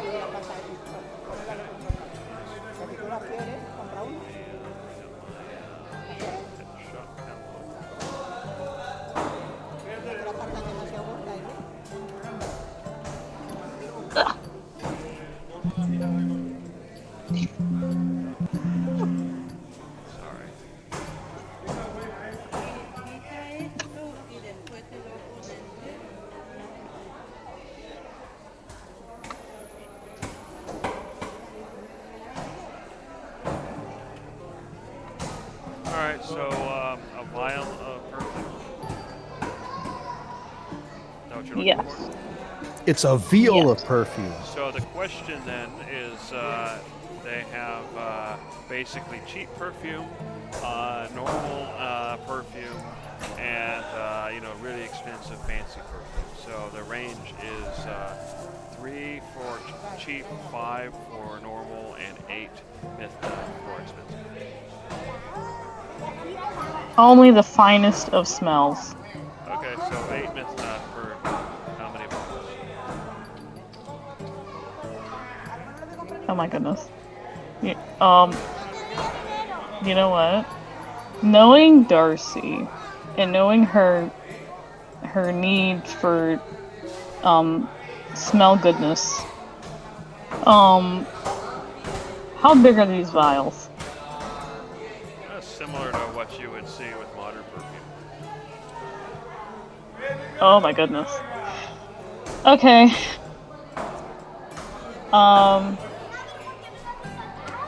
I'd say 2, at least 2 vials Okay, 16 minutes.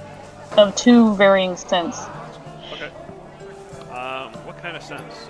You have your various like floral scents and cinnamon, and, whatever other kinds of perfume. What kind of scents? She'd have one floral, and then she'd have one that's more like clean, more of a I'd say like sandalwood and like tea leaf kind of thing. One that's a lot more clean and zen, and one that's definitely a lot more floral. Fair enough. The woman behind the counter hands you your 2 bottles of perfume. She says, "Yeah, I think you made a good choice with that clean one. Too many people. The smell's too strong. It's not worth it. You don't want to stand out." Of course, no one wants to smell like they bathed in their perfume. That's just Exactly. I wish others would unattractive. understand.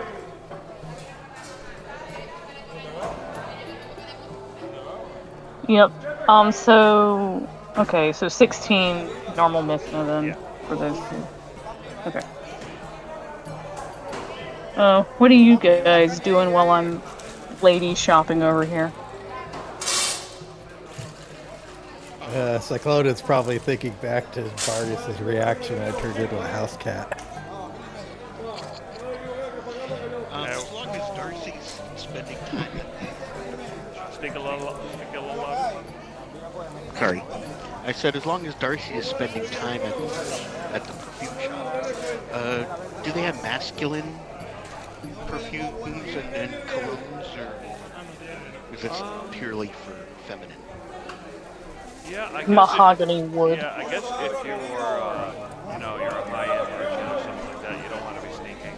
So yeah, they would have masculine variety that's more like like woody smells and that kind of thing. Okay, like a oak and bourbon type Yeah, thing. exactly. Alright, Same price. I'd like to find one. Yeah. I'd like to find just one bottle. Not to be used all the time, but every once in a while. Should it? So do you want cheap, normal, or expensive? Yeah, the expensive. Okay, so 8.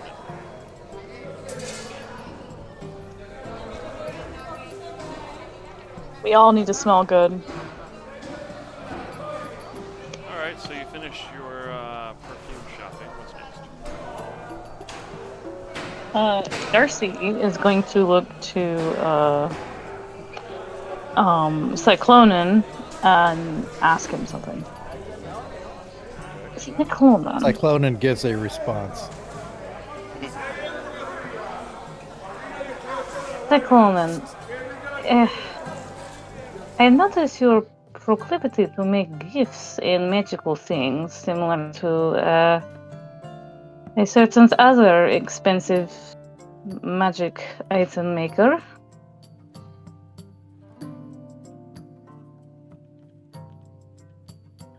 Yes. I was wondering, perhaps you could make some sort of light source for Sebastian, since we plan to bring him with us, just in case he is to find himself somewhere dark or gloomy and he does not have access to a torch. He would have a form of light. That is not a bad idea. Did you have a particular item in mind? I have commissioned a locket to be made inscribed with something. Would that suffice? It is made of gold. The whole locket will probably glow unless there is something that goes inside of it that I can make glow instead. Perhaps we could place something in there? What would you believe be sufficient? I am imagining a little miniature baguette at this point.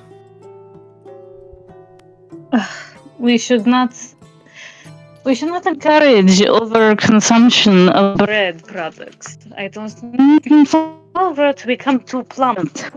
He is no longer fit to travel. I can assure you that he does not need the encouragement. He was eating bread, well, perhaps at this very moment. He certainly was about 10 minutes ago.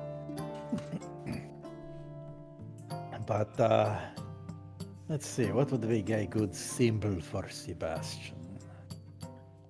Actually thinking about it, do you remember seeing any indication, like a house seal or anything like that? When we were at Barrius's place? You sort of... Yeah, you got a point. They would have a house seal. It looks like essentially a leaf with a grape in front of it. The leaf of the grape, and then and they're what, the Praxilus family, was it? Yeah. All right. How about a little carving of the seal of the Praxilus family? What exactly was that again? It was a leaf with the grape in front of it, was it? Yeah. A leaf with a grape in front. A grapevine leaf. It does not clash with my personal aesthetic. I allow it. Indeed. Now, who took commission to make these? Probably. Some artisan, I'm sure. Let us go see. And she's gonna go to the artsy-fartsy tents of all the crafts makers. Only the best for her follower, of course. Alright, so you're looking specifically for woodcraft?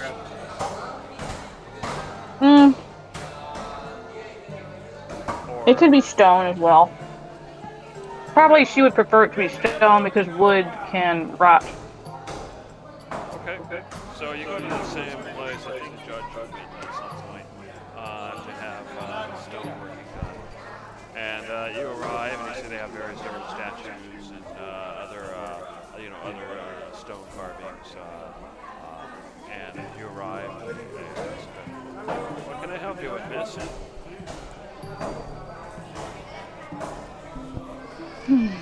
Do you perhaps carry various grades of jade? Yes, of course.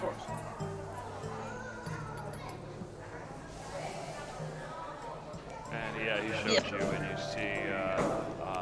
you see various colors. From fairly light colors, kind of brownish, all the way to kind of deep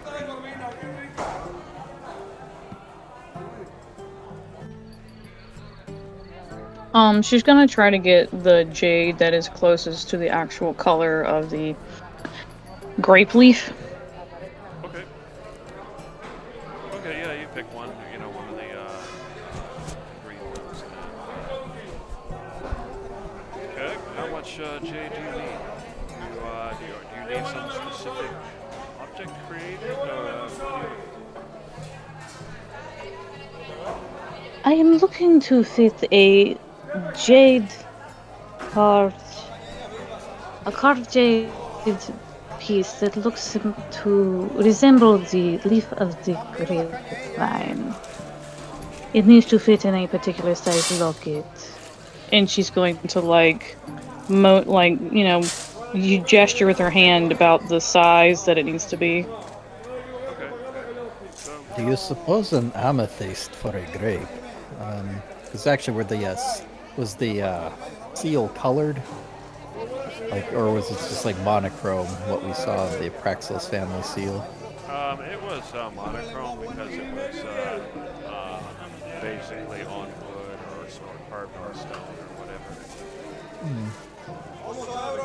Perhaps a gemstone in the color of the grapes that are currently grow here on the island.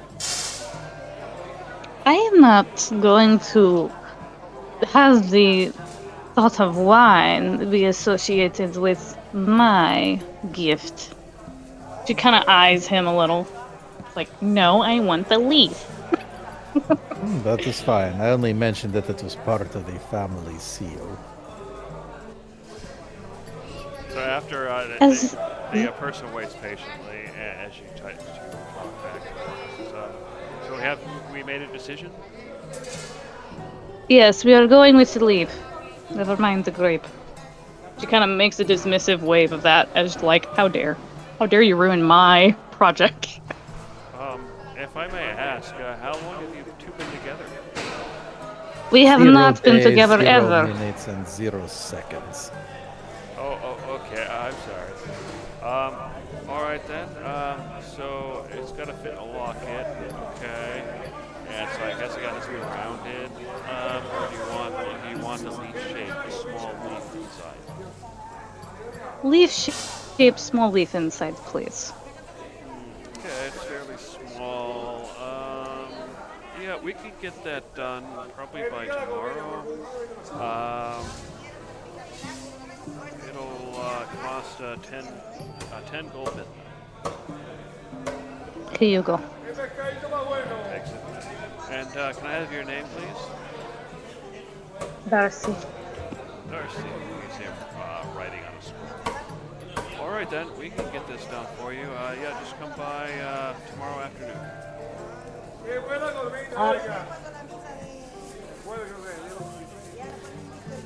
Now we just need some ruby powder.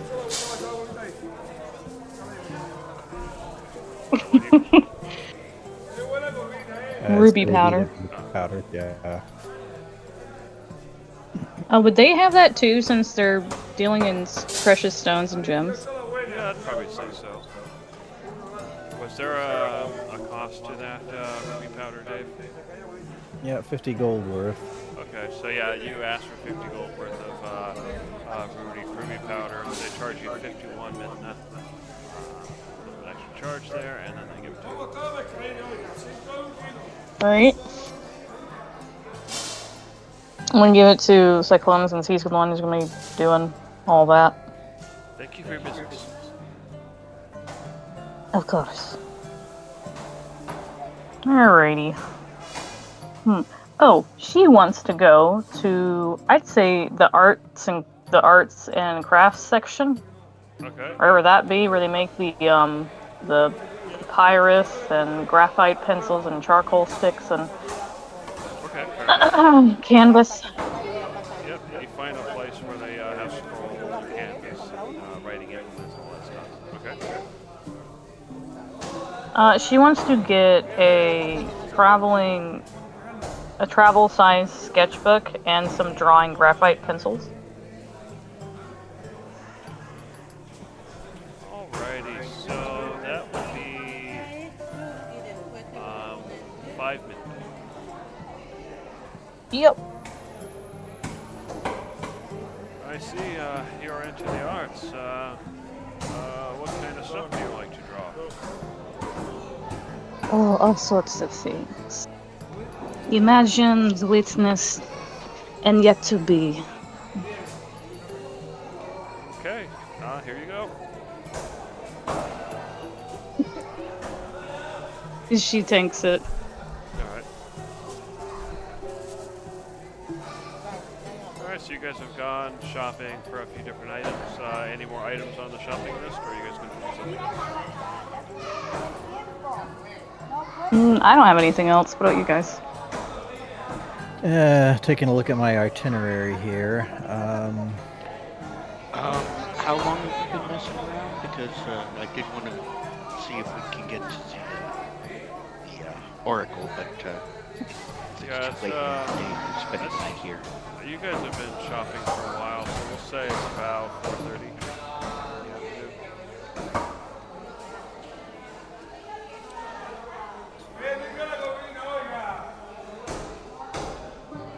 Well, if you do wish to visit the Oracle and stay there for the night instead of staying here, that should be fine as well.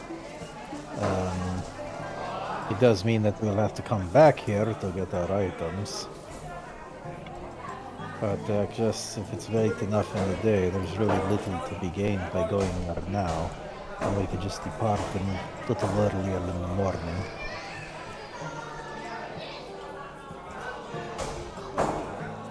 Yeah, you do know the Forbidden Library closes at 6, so by the time you got there, it'd basically be closed.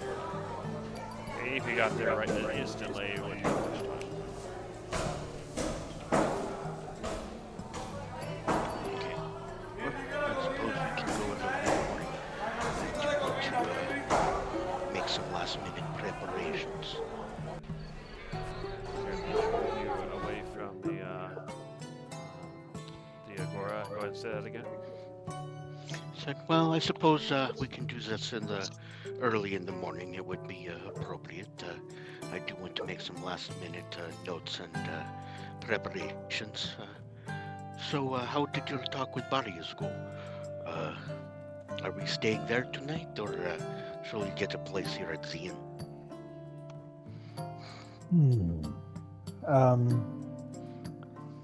That was the one thing that did not come up in conversation.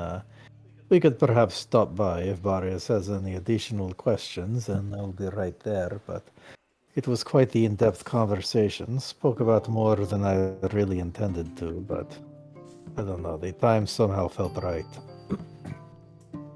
I do have a question. Can you think of anything in your repertoire that might allow a normal person to somehow contact us?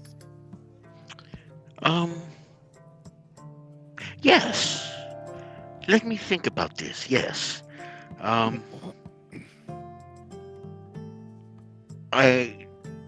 will consult the You're talking about for like a normal mortal to contact us, not That the is other way correct. around. Yes, we'd of course have multiple options for that. I mean, I know you have the sending spell, for instance. Let me consult the Bellathrace. I will work on this. I believe there are a few things I might be able to be doing, and nothing. It would have to be something that this mortal can keep on his person, so it's not like we would be able to continually give them, say, a scroll or cast it for them. I will be looking into this. Yes. Give me tonight to be thinking about this some, and it will be something I add to my list of stuff to do at the oracles if there is not so much of a clock on this matter. There is no special rush per se. It is Barrios has proven himself to be a very perceptive individual, and he does recognize that there are many unexplained things going on, and apparently he listens to Sebastian, who does have something of a loose mouth. But that is not necessarily bad. I do believe that, Barrios has proven himself to be an ally, and it seems that he may be even more of one, but he has come to understand that the conflict among the pantheons is not something that is just going to go away, and he was looking for some sort of means of emergency communication. Should Sepezus or Catanese, be attacked, for instance. I did warn him more about the Sorg as well, but yes, there are many threats, and I have a feeling that these things will not stay sequestered in the wilderness for much longer. and How it would, much exactly does he know, though? Does he know everything? yeah, I wouldn't say everything, but he does know a great deal. He does seem. It was difficult to stop talking. But I did leave out some details that might be a little too easily weaponized in the wrong hands, but for the most part, he seems to understand the actual situation. But this does seem to be potentially an opportunity to expand some influence, have more people willing to follow us and work with us. That may make, things going forward easier. I mean, for now, we must still remain secretive. I mean, even with someone like Sebastian who understands some of the reality, it is hard for him to accept some of that. I can only imagine what it is going to be like for a random bystander.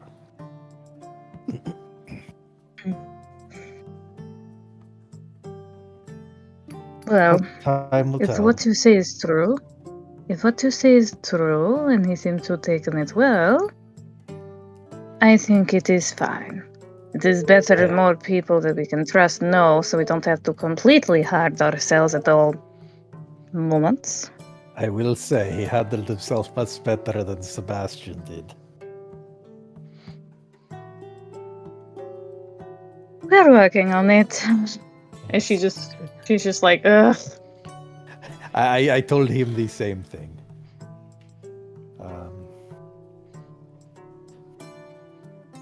But yes, he does seem to be. He seems to have enough of a pragmatism about him. I think he understands that one cannot just stick one's head in the sand and pretend that the problems of the world will just pass by.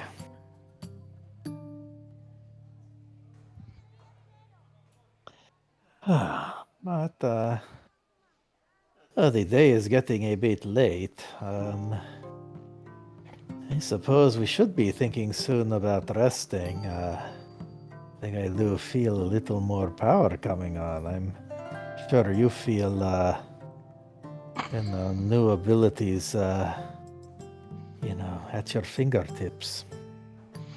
I do. The power is just burning, and I think we can, if we can find a nice, safe place, then perhaps we'll be ready when tomorrow comes, yes?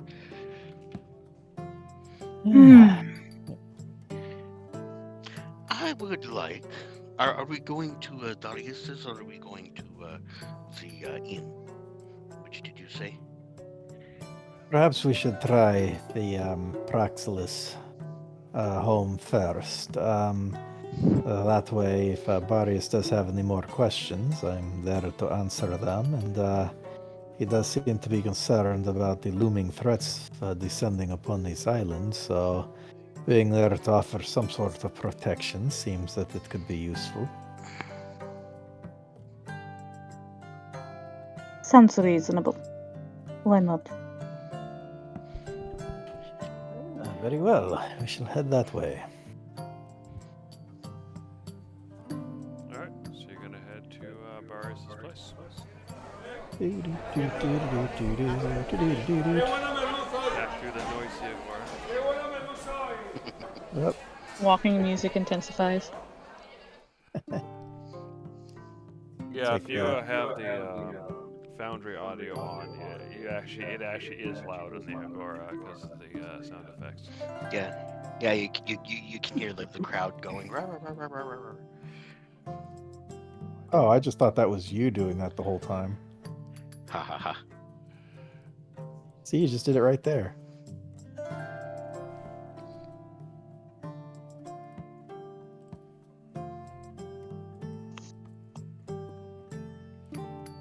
Okay, so you arrive, and once you knock, you get let in. You're informed that Barius has stepped out, but Onone greets you, and she says, Barius told me you might return. Of course, you're free to stay. The servants will see to your needs, and we will have dinner in about an hour and a half or so. Excellent. So, how has your stay in Cephassus been today? Quite Rather relaxing, interesting. actually. Yes, very, very nice, very interesting. Good. Well, the servants will show you to your room. You can also use Sebastian's room if you need the extra space, since he isn't here. But obviously, make sure to remember your things. You don't want Sebastian finding random things in his room. Of course. Speaking of whom, we are planning to set out tomorrow to see him, among other things. Do you have any do you have any messages that you wish us to deliver to him? I can't really think of anything other than to study hard and eat less bread. A wise word. I don't understand where he picked up that habit, but he eats bread like a termite eats wood.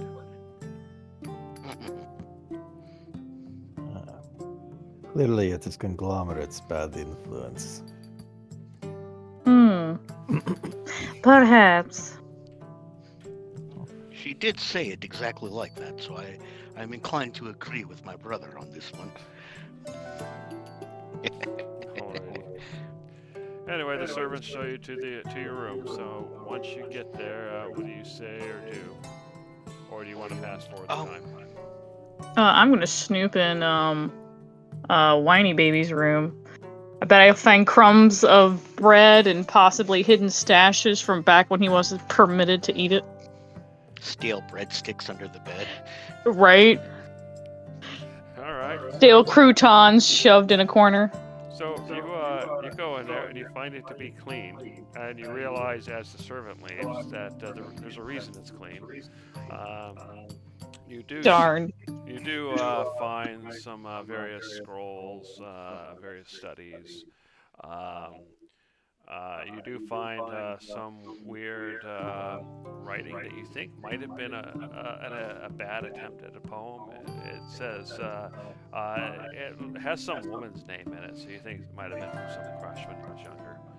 I'm reading it. I'm reading this garbage right now. It compares somebody. Let's see, what would her name be? It compares someone named Cheris to a Cheris. Is to a cherish, as blah blah blah. So it's very childish, but and probably. It was never delivered clearly to this girl. It never got past the rush draft. I would like to take what he has and turn it into an actually good poem on a sheet of clean scroll paper. Okay. All right, you write out your version of the poem. Judge and Cyclona, what are you doing as Darcy is snooping? Judge is going to ask for a kettle of hot water and some teacups. All right. So the servants go to get you that. I refuse to provide that to him. Fair enough. No one asked you to get me hot water. What? What? Well, you didn't say who you were asking for. You just said you asked for it, and so it's just like, well, I don't have that The stuff, so I'm servants. refusing. Yeah, the servants. I asked the servants, obviously. Anyway, sorry. Go ahead, Jim. Yeah, that's fine. They go off to get it for you, and a few minutes later they'll bring it to you. So you just assume that servants are there at your beck and call? When It's they only in asked their if there was name. anything, when they asked if there was anything else they could, sorry, hold on. When they asked if there was anything else they could be doing for me, I thought yes, and so I asked. That is their job. Okay, you got what you asked for. I'm going to take. You're quiet again. Sorry. I'm going to take a use of this. Oh my goodness. And you're quiet again. I heard sorry, and then you got quiet again.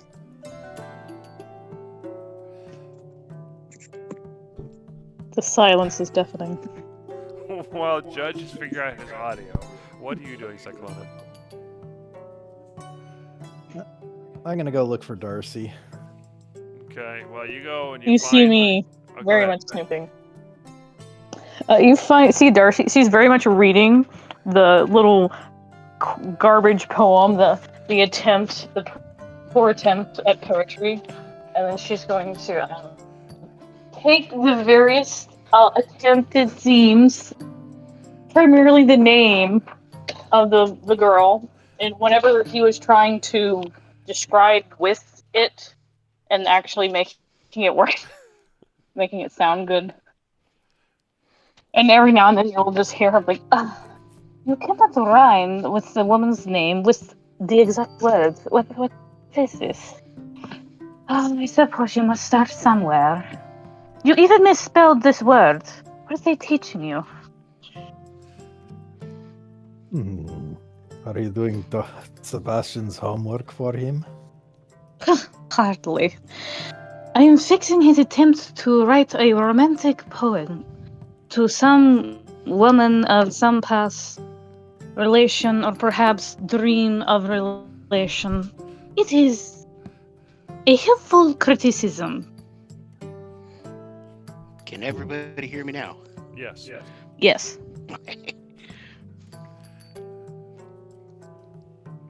Alrighty. Well, perhaps you should learn something about this woman before trying to make these attempts to woo this individual.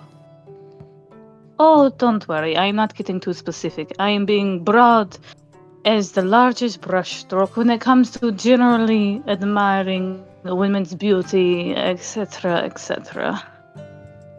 I am the goddess of muse, you know. Well, this is very amusing indeed. But I have complete faith in your talents. Oh. Thank you so much. And she kind of like playfully rolls her eyes at that. She's like, "Yeah, sure. I better fucking be able to write an roses are red, violets are blue poem for this kid." Fair enough. How old does this poem look? Like, how old is this writing? Like, is this just like high school crap, or just like maybe last summer? You would estimate probably 2 years ago. You know, since I'm already snooping, Are there any other writings or diary entries or memoirs, recordings of any other relationships? All right, well, you start looking for that stuff. Meanwhile, Judge, you were having trouble speaking. What were you trying to do with your water and whatnot? All right. When the water comes, nice and hot, I'm going to take one of these packets of spiderbush tea, and I'm going to go ahead and make 1 cup of spider plant tea, and I'm going to taste it. Okay. Let me look And- something up real quick. Spider, where is it? I had notes on this, but I seem to have misplaced it. Let me find that real quick. Alright, so you go and you taste it. I will tell you what it tastes like in just a moment. Excellent. Tastes like tea. Well, yeah. Has overtures of lavender and bergamot with a hearty oaky bite. And a bit of lemon With some lemon. zest. Yeah.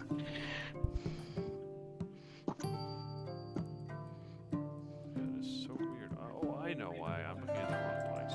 Sorry about that. I know where I put it now. Your script is in another castle. Exactly. I have to look in the location key. All right. So, yeah, you taste it, and okay, so you learn that yeah, it definitely has a unique tasting, unique floral taste. You haven't tasted anything quite like it before. It actually tastes somewhat like it's probably some sort of delicacy. Ah. Do I, in my infinite wisdom, think that this tea could benefit from a citrus infusion, perhaps of a goodberry? Goodberries make everything taste good. I don't know if it really does. I'm just joking. Yeah, go ahead and give me a culinary roll. No, intelligence check. All right, that I can do. Okay. All right. Straight intelligence, not an investigation or anything. No, you're just trying to think about food and recipes and stuff. You don't really have any expertise in that. All right. Ability check. May I guide myself? Sure. Or no? Okay. Yeah, you got it. No problem.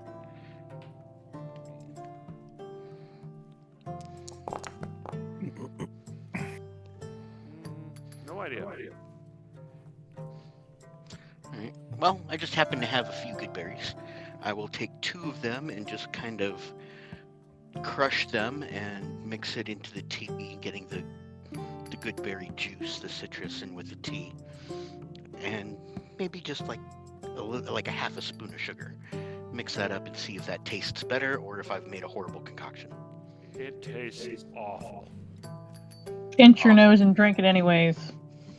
It's one of those. You can taste the sugar, you can taste the good berry, but there's some combination of that with the spiderbush that you can completely destroys the spiderbush flavoring and turns it off. Okay.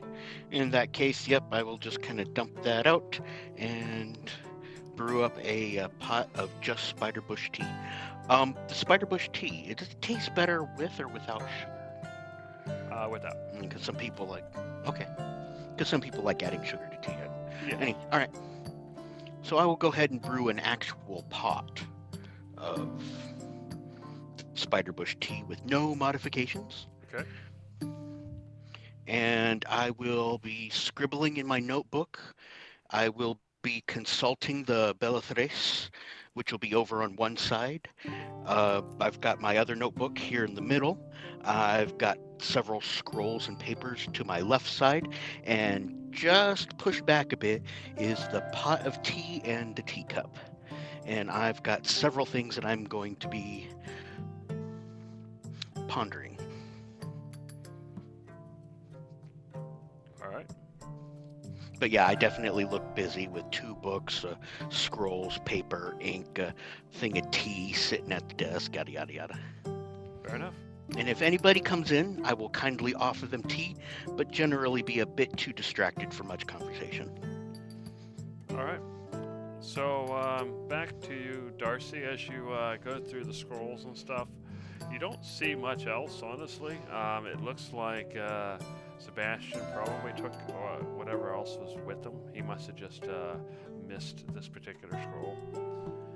You do see a couple of lessons and whatnot, but it's more like math problems and Sebastian trying to solve them and getting some of them right, some of them wrong, and that kind of thing. Is it geometry? Is it algebra? What is it? Trigonometry? I want to know. Where is his math? So it's mostly basic arithmetic.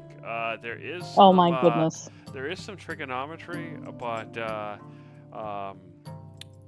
it's fairly basic.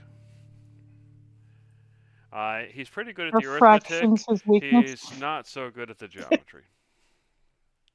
Aw, but that's one of the more useful ones. In fact, I would probably say that he gets every geometry problem wrong.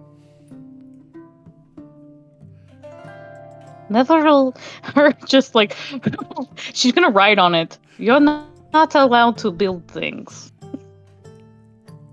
Fair enough. All right, Cyclona, what are you doing as Darcy is going through Sebastian's old study notes and tests? I am making commentary on all his answers and all of his wrong answers and some of his right ones. There's plenty of material. All right, what are you doing, Cyclona? Well, tomorrow Judge is going to want to go to the Oracle. While he is studying, we're going to have plenty of time. I was thinking we might visit Sebastian in Catanese. Perfect. How do you feel about maybe a little expedition to give him a little bit of a minor adventuring experience? What do you have in mind? And she looks at him suspiciously. Well, I thought about the previous conversation about setting up a fake challenge, but I realize I do not find that to be satisfying. I was thinking that something that would actually be a more legitimate building of his reputation would be more suitable. I do recall several weeks back we did hear about some bandits in the area west of the Uncas Watchtower. And I was thinking that, well, that is not such a supernatural threat, that is just other people. So this seems like something where Sebastian, particularly in the company of us, would not be in any special danger, but it would be something real that would help the people of the island and would probably look good on his resume. So, given also that in that area there is the hidden entry to the steeps, I kind of want to look for that. So if we're searching for that and perhaps give Sebastian a chance to ease his way into confrontational situations, perhaps we can accomplish multiple goals in a minimally risky situation. Bandits, you say? That seems simple enough. And based on the stories I had heard from your first visit to the Oracle, I mean, it did not take much effort to defeat the ones that confronted you then. Not much effort, but a lot more tedious, since we had an audience. We couldn't exactly just blow them up. In this case, we do have more flexibility there. We would probably want to hold back for the sake of giving Sebastian something to do. You know, perhaps taking more of a support role and, not launching a fireball into the crowd. But otherwise, we do what it takes to allow him to prove himself while ensuring that, we do not have to attend another funeral anytime soon. Of course, and also we wouldn't want to start a large forest fire now, would we? Well, I wouldn't. I don't know if Judge would feel any different. I do not care to destroy the beauty of nature either. It is another aspect that I, of myself, take guardianship, though not fully because of its nature aspects, but the beauty and the inspiration it causes. Jeez, does Darcy sound like she's trying to deny trying to be a druid? She's not a druid at all. Basically, she has nature aspects, but she's not a nature goddess per se. Yeah. It's like, I appreciate nature, but not because, any sort of natural Earth Mother things. It's not a druid thing, okay? Very much so. Despite her being a fae creature. It's not because I'm a fae or anything. I just appreciate a pretty tree. Alright, so you guys think about what you're going to do next, because I think I'm going to call for a 5-minute recess, because I'm going to have to use the restroom and whatnot. Mhm. Okie doke. Alrighty.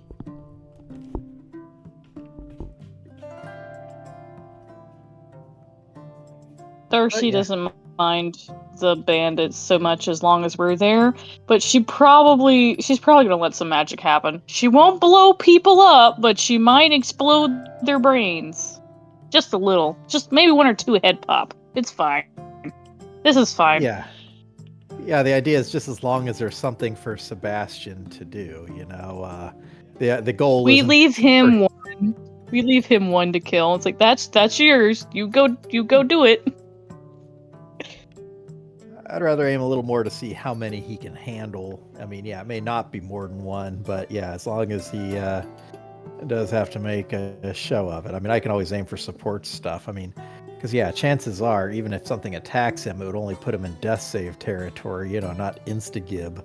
So, It's okay, Sebastian. Yes, you're bleeding out, but cure wounds. Look, you're fine. Take another stab in the gut. You can do it. No, don't run away. Pain is only weakness leaving the body. This might be an opportunity to mess around with heat metal. Like maybe that'll be my battle contribution. Oh, I've been sitting on that one for years. I've been sitting with heat metal. I'm sitting here like, where are the soldiers? Where are the bandits that have, like, plate or something? There are no paladins to roast. Yeah, I we're can't be dealing with these mean like to the local all authority, natural, 100% organic enemies. right? Darn bugs and their shells Yeah, and their exoskeletons. Ugh. Even their weapons are made out of some sort of organic matter. exclusively out of renewable resources. Darn them for being eco-friendly.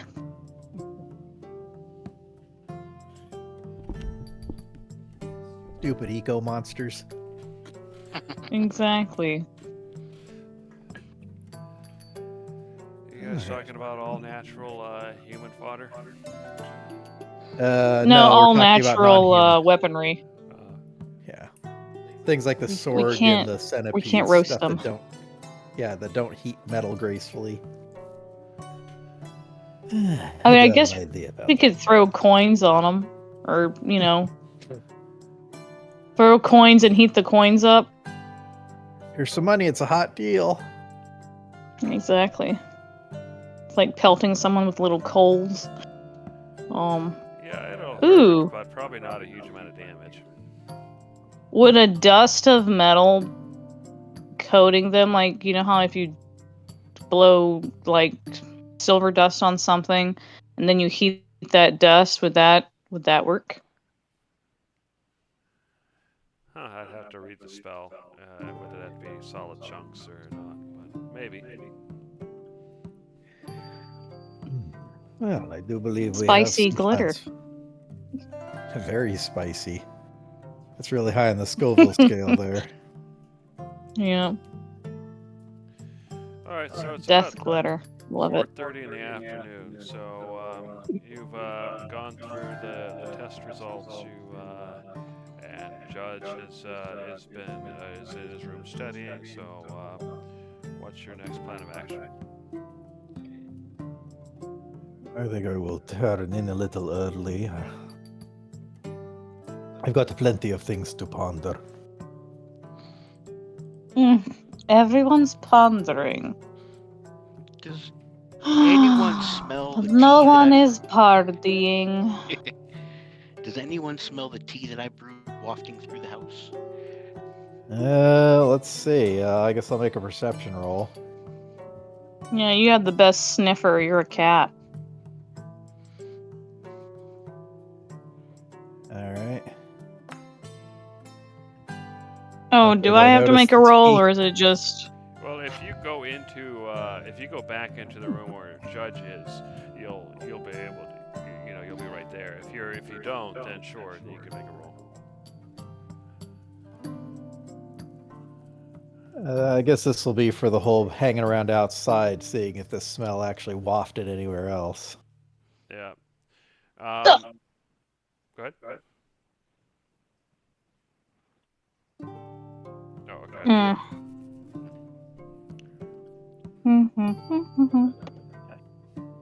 But anyway, Cyclone, you Sniff, definitely snuff. smelled the tea. Actually, with Nope, that I roll, don't care. yeah, Darcy was like, yeah, whatever. In fact, that roll's good enough that you kind of recognize it. It smells slightly like the spider bushes. Yeah, I guess Darcy must have gone nose blind from that perfume expedition. Well, I didn't use it per se. I just don't care enough to snuff for it.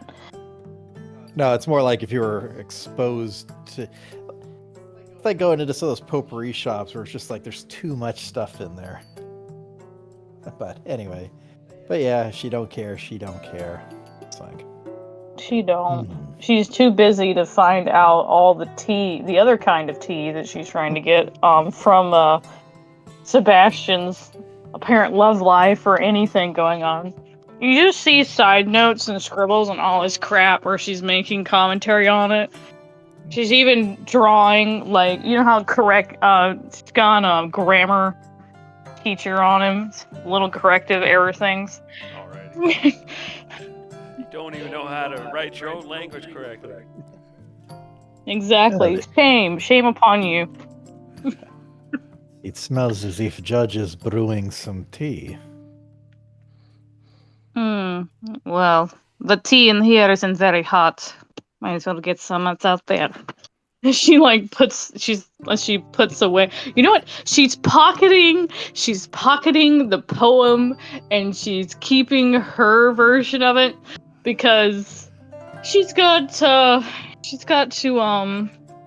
school her future follower on the ways of poetry and sonnets. Your version sucks. Here's the real version. This is how not to write a poem. This is what it should have been. Learn. Fair enough. Alright, so Cyclonin, you smell the tea. What do you do about it, if anything? So it looks like Darcy's getting up to go get some. Yeah, you do notice she is pocketing the poem. I don't know if you've actually read it or not. I haven't. I wouldn't be trying too hard to nose in there. But, alright, well, I'll go ahead and go with Darcy to go check on this tea situation. Yeah, and if Darcy might tell you that he was trying to compare a woman to a chair, and that probably gives you everything you need to know. Alrighty. Chairs as to cherish, and it's actually spelled chair-ish. Man, they're all sorts he of looked wrong for ways to go with inspiration, and that. it stopped with what the objects were in his immediate room. And he saw a chair, and he's like, maybe that'll work. Alright, so you go into your room where Judges has books and sprayed out everywhere. You smell the tea that he's heating up. What do you do? So you have decided to try this new concoction, huh? Scribbling with my nose in my books, like, oh, yes. Would you like to be trying some? I think it is very good. And I start scribbling some more, and I'm checking more books and references. I have a whole list of things I'm gonna bug you about later, Jeremy. I'm gonna go ahead and pour a cup of it, and then hand that over to Darcy. I can go ahead and I'd take prestidigitate. I'm gonna go ahead and prestidigitate real quick, just with my pinky finger as I'm reading, just to make sure it's nice and warm before he even pours.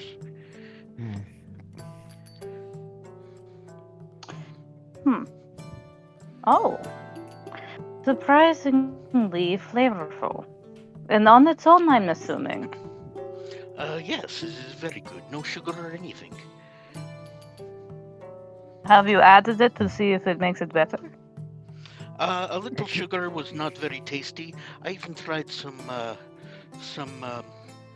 citrus notes with a goodberry, and that was very, very, very not good.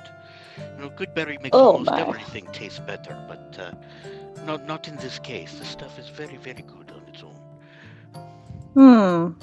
So a bad berry is what I'm understanding. I suppose. Well, let us There are a see, I couple of suppose. There are 7 good berries just kind of on the table or on the plate next to the tea. So if anybody just wants one, but Judge is sitting there, and you can see he's drawing crystals, and he's got a bunch of runes on notes everywhere, and he's got a picture of 2 basically stick figure human heads with like little energy transfers between the 2 of them, and he's got a picture of a hammer, and he's trying to, look at 2 pieces of a broken sword with more magical runes. He's got all sorts of things going on.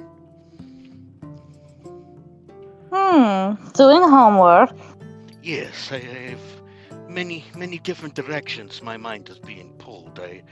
I find these intense moments and you can see he's basically just scribbling. He moves from one problem to the next. I mean, just like doing partial here, partial there. It's like he's focused when he is completely unfocused. I hope you're faring better than Sebastian. Oh, why? It's Sebastian? Problem with Sebastian? Did he cut himself? No, he is Better with the terrible at finger. math, specific geometry, and he's atrocious at poetry. I have to give him lessons. I have even corrected such things here. And she kind of like flashes the the crap poetry versus her improved poetry on the side. All right, with only about a 2-second glance up for my books to look at the 2 pages, I put my head back down in my books and go, yes, yours is very much better. That first one is very bad. Bad at math, you said? Wait. And he actually puts his pen down. Sebastian, you cannot be bad at math. He's not here. Do I need to He is tutor him? terrible at geometry, apparently. I don't know why. It's Do I strange need to to be tutoring him? me. I think we all need to tutor him in something. In fact, if to be tutored by gods, surely you must become a genius in something. That is true. And then he kind of continuing the conversation, but he kind of drifts back to one of the problems on one of his scrolls, and he starts scribbling, and then he keeps moving back and forth again. Saying that Darcy found the taste of the tea to be pleasing, without actually walking over to it, I'm just going to go ahead and remotely pour a cup and then float that over to me, and then take that with my hand and take a sip. After you pour it remotely, and once the teacup itself starts floating off and away towards you, almost as an afterthought, Judge reaches up with his left pinky finger and does a little swirl, and prestidigitate warms up the tea again so that it's not cold. There, oh yeah, and goes right back to doing his multiple problems. All right. Well, you get your hot tea, Cyclonin, and yeah, it definitely has a unique floral taste, and it's probably the best tasting tea you've had on this world, at least. Well, I'll drink most of it, and then out of curiosity, I'm going to go ahead and try and put a splash of alcohol into some of it and try that. Actually, I was about to say that. Damn it. Can I say it anyway? Hold on. Hold that thought. I gotta go deal with the dog. Before you said anything about the alcohol, Dave, I was going to say you've got your herbalism kit now. Perhaps you can brew that into something a little harder. Perhaps distilling. Yep, basically make my own Long Island iced tea. Well, Nice. I think you would actually get a pretty decent liqueur.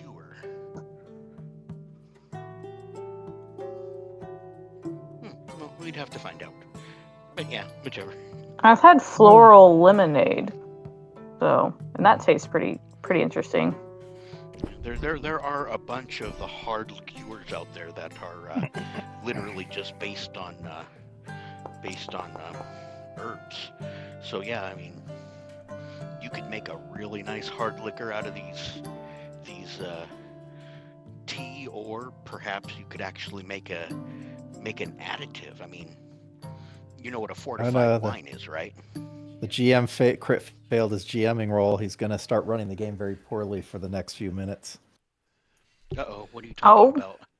Well, I wasn't sure if the tea would be improved or not by the alcohol. So my idea was if it was 11 to 20, it would make the tea better. If it was less than that, it'd make it worse.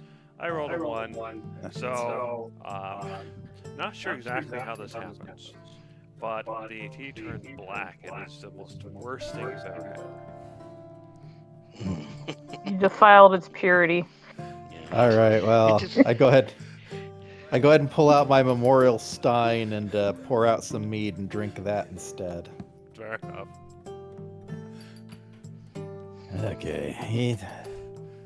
It is going to take work in order to adequately spice that. Or spike that, I mean. That dog's being bad again.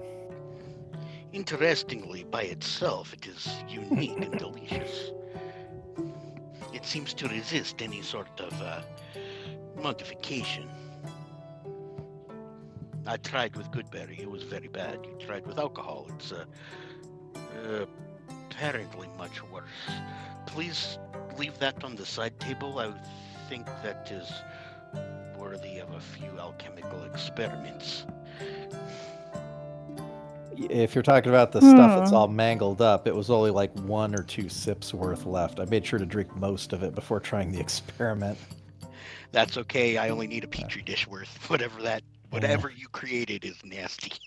Well, and for what it is worth, all I had was the mead. It is usually better to have a more pure form of alcohol when mixing that way, so Yes, I of can course, consider a that hard for the future. something to work on. I mean, you are an expert at herbalism.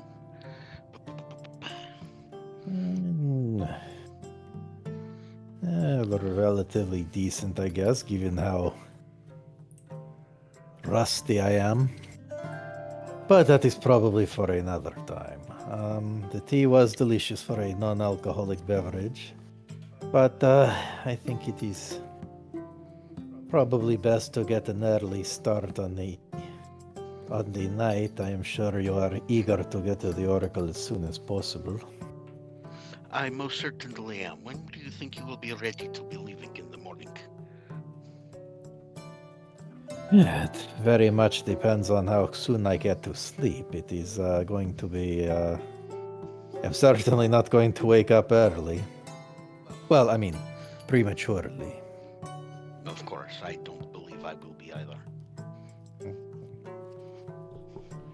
I suppose maybe I'll go to sleep at about 8, wake up at 4. Be plenty of time to prepare. Okay. Alright, so you guys gonna do anything else, or you want to fast forward through the long rest? We are going to be fast forwarding through the long rest, but we were thinking about going to sleep around 8 and waking up around 4 a.m. so we can get an early start heading towards the Orhackle. Alright. So, I'm assuming you guys are gonna level. Are you gonna do that outside the session? Or are you gonna do We can do that. I think we can do that outside the session unless there's anything specific we'd like to discuss. I mean, for me, it's just going to be hit points and a couple of spell slots. I'm doing it now. I just finished it. Oh, okay. Miss Darcy, is there anything you would like to discuss on your leveling up? I don't even. What do I get when I level up? I don't even know. Hold on a second. I can help you here. Bard. Because you are a bard. Bird. A bird. Level 11. You will be getting your first 6th level spell slot. Other than that, you don't have anything special from your class. So level 11 is kind of just a jump level for everybody. Make sure to go to Bard under features and upgrade your level. Hooray! So that should give you hit points and whatnot. And subtract. Yep. And Oh, subtract God, your I need 4 it. hit points from your total as well. Everybody should do that. I mean, 4 XP. What hit point? 4 XP. Oh, yeah. 4 XP. Alright, subtracting 8. Where? Somehow I had 11 XP. Wait, how many XP are we supposed to have at this point? I think. We're subtracting 4, so we should have 3 left. That Yeah, sounds 7. right, yeah. I think it's 3, yeah, that's right. Yeah, you should subtract 4 every time you level, but everybody's probably not doing that. No, I forgot about it. So what? So I should have, after this level up, how many? 3. Okay, there. So if you get 1 more from our place of power or whatever, you'll be eligible to level up again. Look at us. By leaps and bounds. Okay, so yeah, make sure to take your long rest, and if you want to do the leveling now, you can, otherwise you can wait. Right. It didn't actually adjust my hit points when I went to level 11. Do I have to do that manually? It probably gave you the extra hit dice, but increased your current hit points instead of your maximum. Is probably what I get. What it probably did. Okay. I know it did. Yeah, my maximum hit points should have gone from 102 to 112. Okay, we'll just manually. I mean, adjust mine it. always accidentally does temp, so I just have to manually put it in max. Okay, you can just manually adjust it then. If you're, just do the average or whatever it is you normally do. Yeah, I do the average, which is 4, plus my con bonus, which is another 4, and then my tough feat, which is plus 2, which just gives me a flat plus 10 every level. Okay, yeah, just edit it. Wait, so this thing doesn't automatically add in your It's constitution. supposed to. You have to add it in yourself. Yeah, it's Okay. supposed to. I don't know what's going on. I think mine did.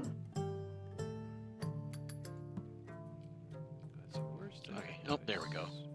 Yeah, because you're level 11. So Other- you have the correct number of hit dice. That's the thing that confuses me. The hit dice is correct. It's the hit points, I guess, it struggles with for some reason. Okay, and I'm not 100% sure on what 6th level spells to pick, but I will be picking them. If I need to, I will send you something for any spells that might need to be added. Yeah, you can do that between Okay. sessions. That's fine. Alright, not a problem. Yahahaha. Same thing with you, Darcy. If you get a 6th level spell, if it's not there, which it might not I be, do. I don't remember how full I made the bard list. Then you can just send it to me. Actually, Sure. Yes. I'd have to look in the internets myself to see if there's something missing that I actually want. So that's for another time. yeah, there are 6 level spells. Okay, so I'm missing Otto's Irresistible Dance.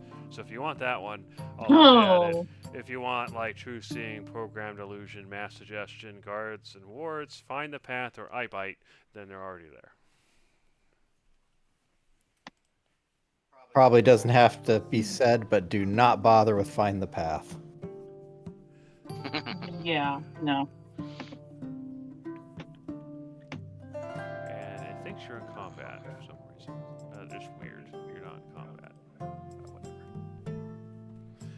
Okay, so it's 4 o'clock in the morning.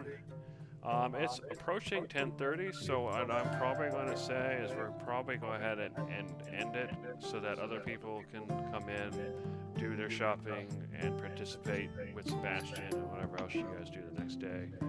But we did get almost all the way through, so that's cool. Yeah, Brosnan And, apparently... Oh, I'm sorry, I should stop this for